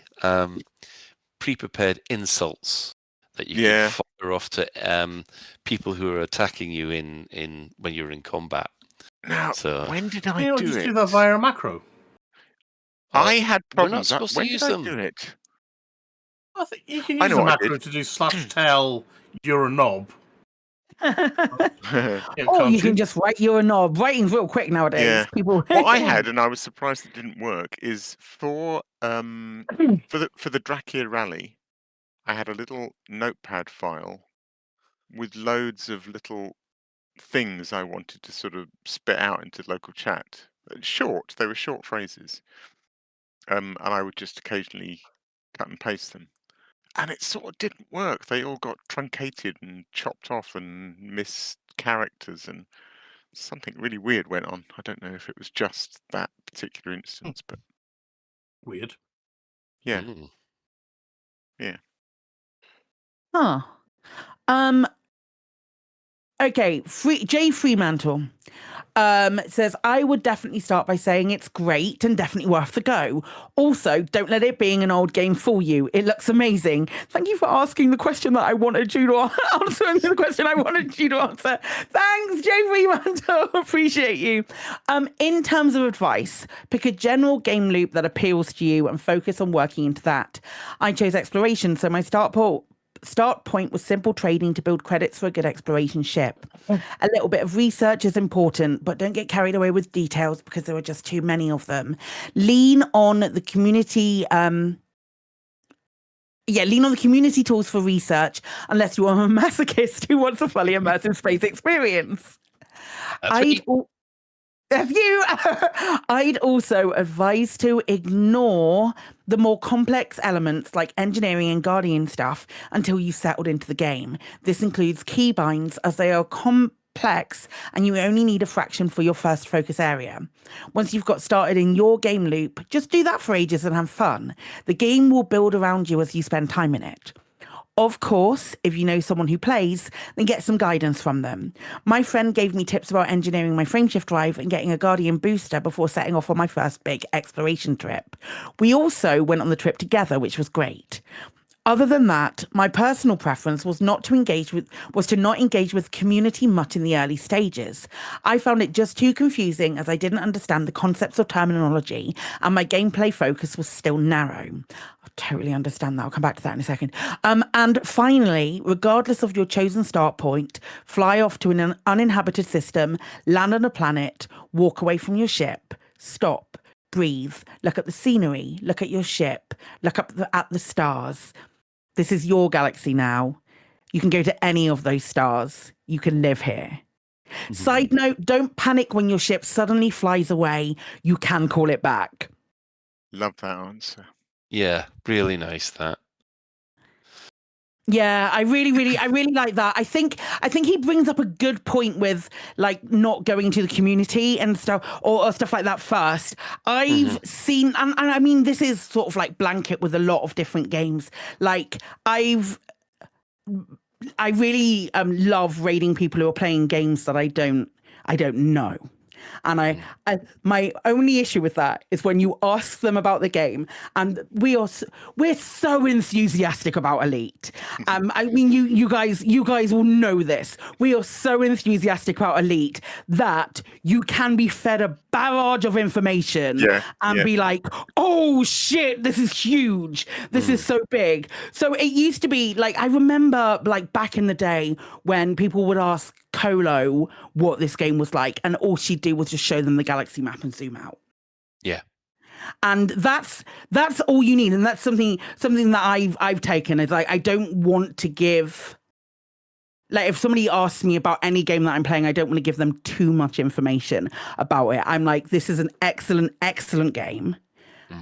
These are the key, like, first things you should maybe know before you dim into it. Like with Elite, for example, it's definitely a time investment. It's a time investment. It could end up being a big monetary investment for you if you buy all of the accoutrement that comes with it. But it's yours to explore and yours to enjoy. And I think sometimes we can get really bogged down in the details when we're trying to be, because we are excited about the product and excited about the... Yeah. Yeah. Sorry, I tangented a little bit, but I think it's... That's absolutely fine, because to go on your tangent here. I mean, the question I get asked the most about whether or not people should start playing Elite is that they've seen all these fantastic videos about people with VR headsets and HOTASes and the whole thing about the sim pit. Yeah. You just look at the sim star and you think, oh my god, do I need all that to play Elite? You don't, because some of the best introduction I've had to this game has just been using an Xbox controller. First 3 years of me playing this game, I played with an Xbox controller. Yep. You know, and the fact that it also gives you the actual layout of what you need to press in order to fly the ship. That is a godsend for beginners, and I would always recommend that. No, you don't need to buy a £200 HOTAS kit. Just get an Xbox controller and see it. So, it's great. It's really great. Right. Well, I have Nicey here. Well, where to start? Firstly, and most importantly, there are no stupid questions. Elite has a learning cliff, and we all need help sometimes. That being said, always do a bit of research. Google, Wiki, pin Discord messages before asking a question, just in case the answer is already there. Secondly, you will explode a lot. This is a good thing. Now you know what not to do next time. Thirdly, third-party apps exist. INRA, Spanish are lifesavers, and there are far too many to list here. Notable mention for ED ref card, having a printout of the keybinds somewhere is a must early on. Lastly, have fun. At the end of the day, it's a game. You don't want to do something, then don't do it. This is supposed to be fun after all. Yeah. Excellent. Nicey. I love it. Yeah. Got some really nice answers to the wrong Yeah, we really do. Got some lovely answers. Profane Pagan saying, Elite Dangerous is 12 years old indeed. With updates, it rejuvenates itself like the jellyfish. Okay. I can see a lobster. I'm not sure about jellyfish. And to think about it, the lore is hundreds of years old, and the game world alone has 12 years worth of story history in it, shaped by the player base and devs together. This fact makes exploring Elite Dangerous a unique experience. Nice. Yeah. There's a nice amount of history there. Cool. Kesenik hopefully snuck in before the cutoff, but I'd say if you like space, whatever game is there out there that has an entire galaxy at your beck and call to explore and colonize? You can play at your own level, whether just dipping your toes in, flying the smaller starter ships and just enjoying the views, to going full-on nerd with 10 screens, a sim pit and more third-party tools than your computer can keep up with. Plus, if you're the social type, this game has a fantastic community with plenty of helpful people and overall great folks. But you don't have to engage to enjoy the game. There's also an on-foot pewing game loop, if that's your thing, and a story and lore so deep it covers decades. Elite Dangerous, give in, go on. No. And please remember, we have fuel rats and wholesales.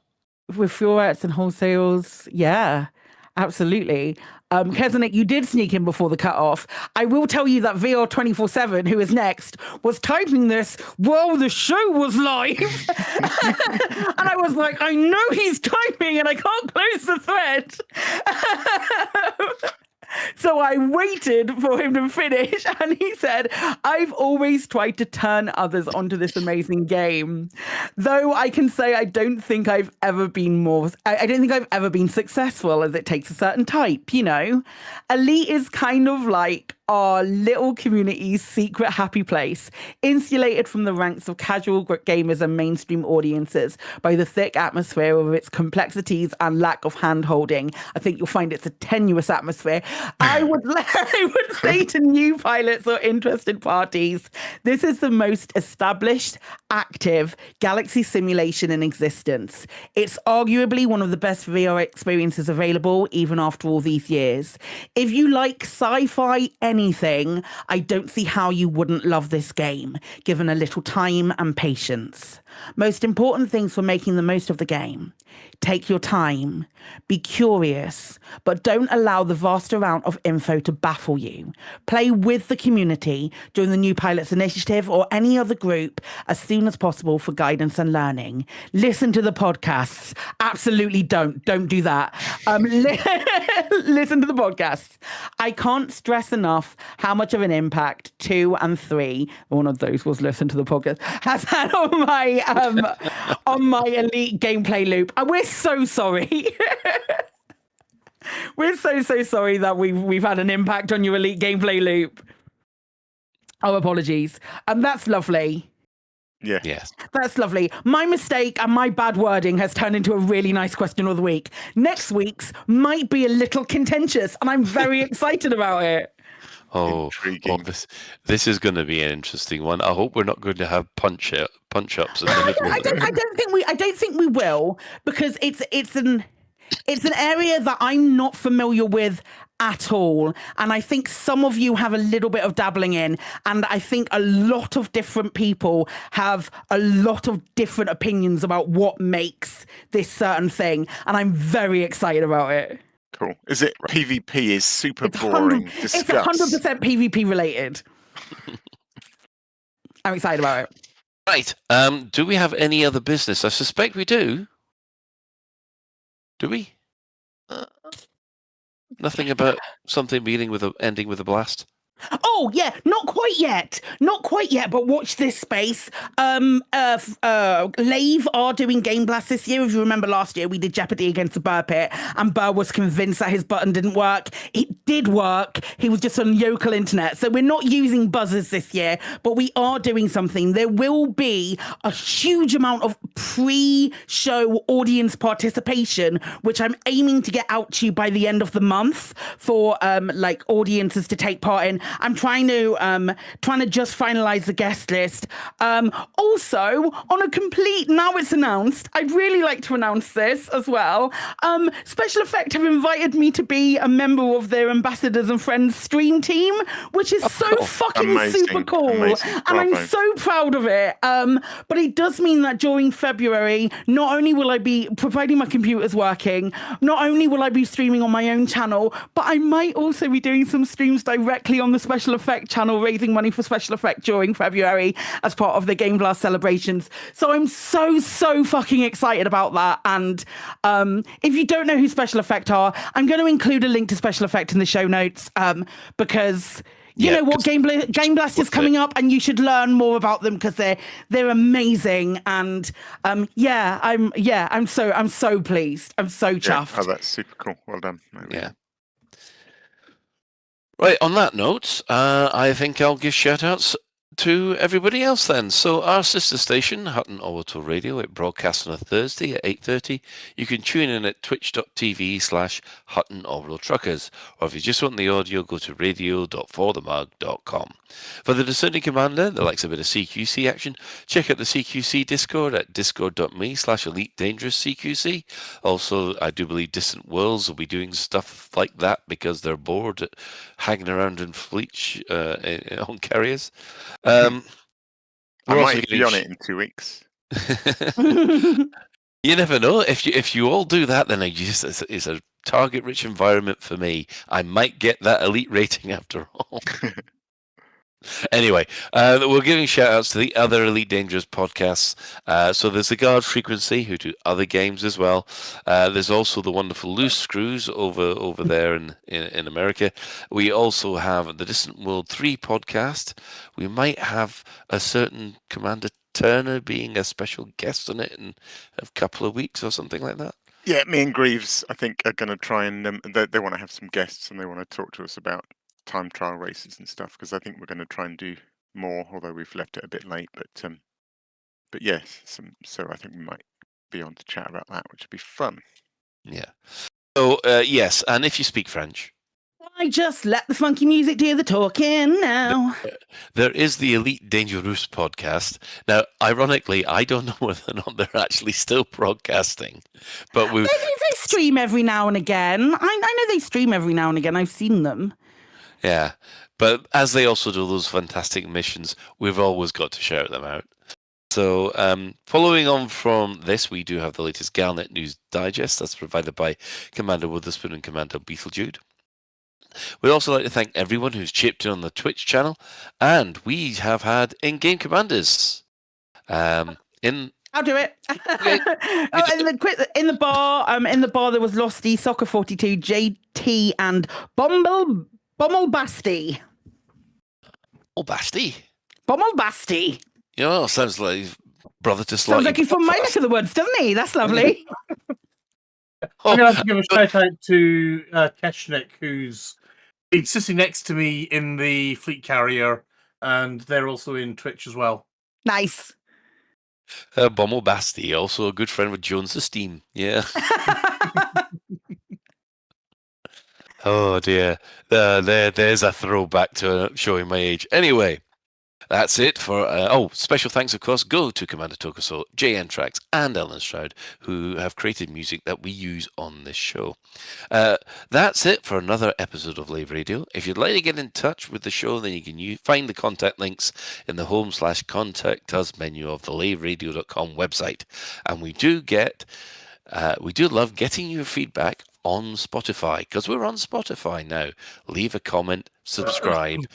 Give us a tick. Just give us 5 stars. Help us beat the algorithm. All that kind of wanky stuff that we're all I've supposed never to seen do Colin anyway. go so hard out a call to action. As much as this, I'm so excited. Colin, say more. I'm sorry, I ran out at wanky stuff. So... anyway.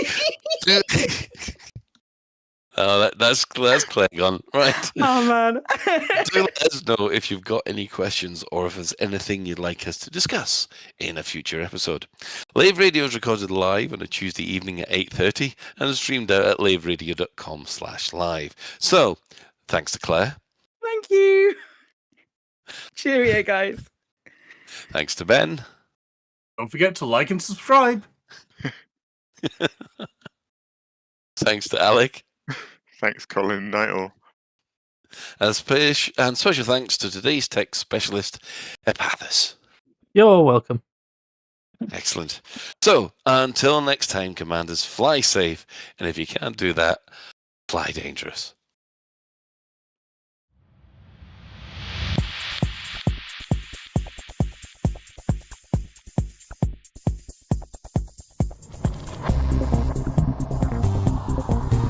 Is your life like this? Sounds like someone having an orange inserted into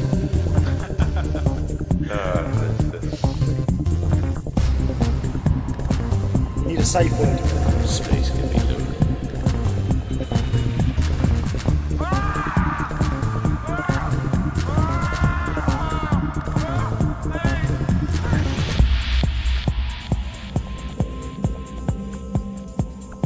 I'm going to see the galaxy.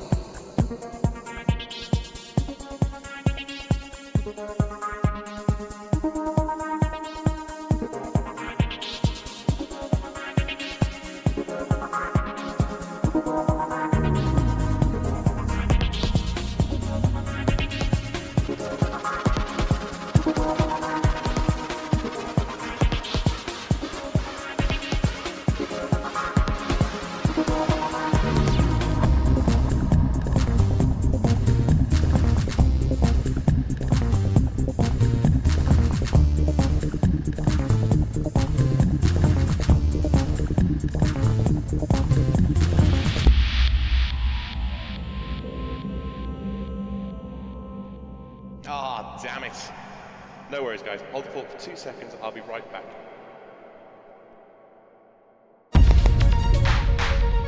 Galnet News Update, 20th of January, 3312.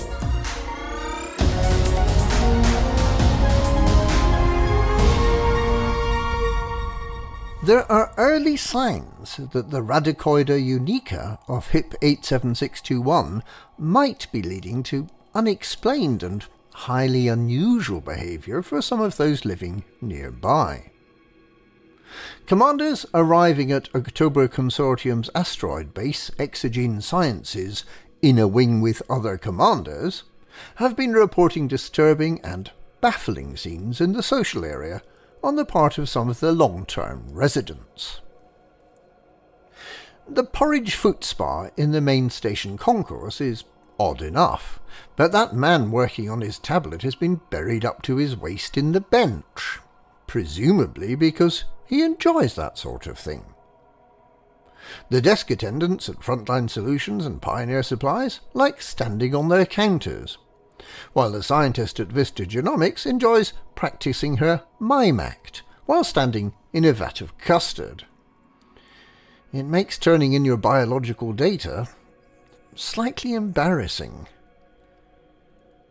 The vat of custard mime school has also visited upon some of the customers in the bar.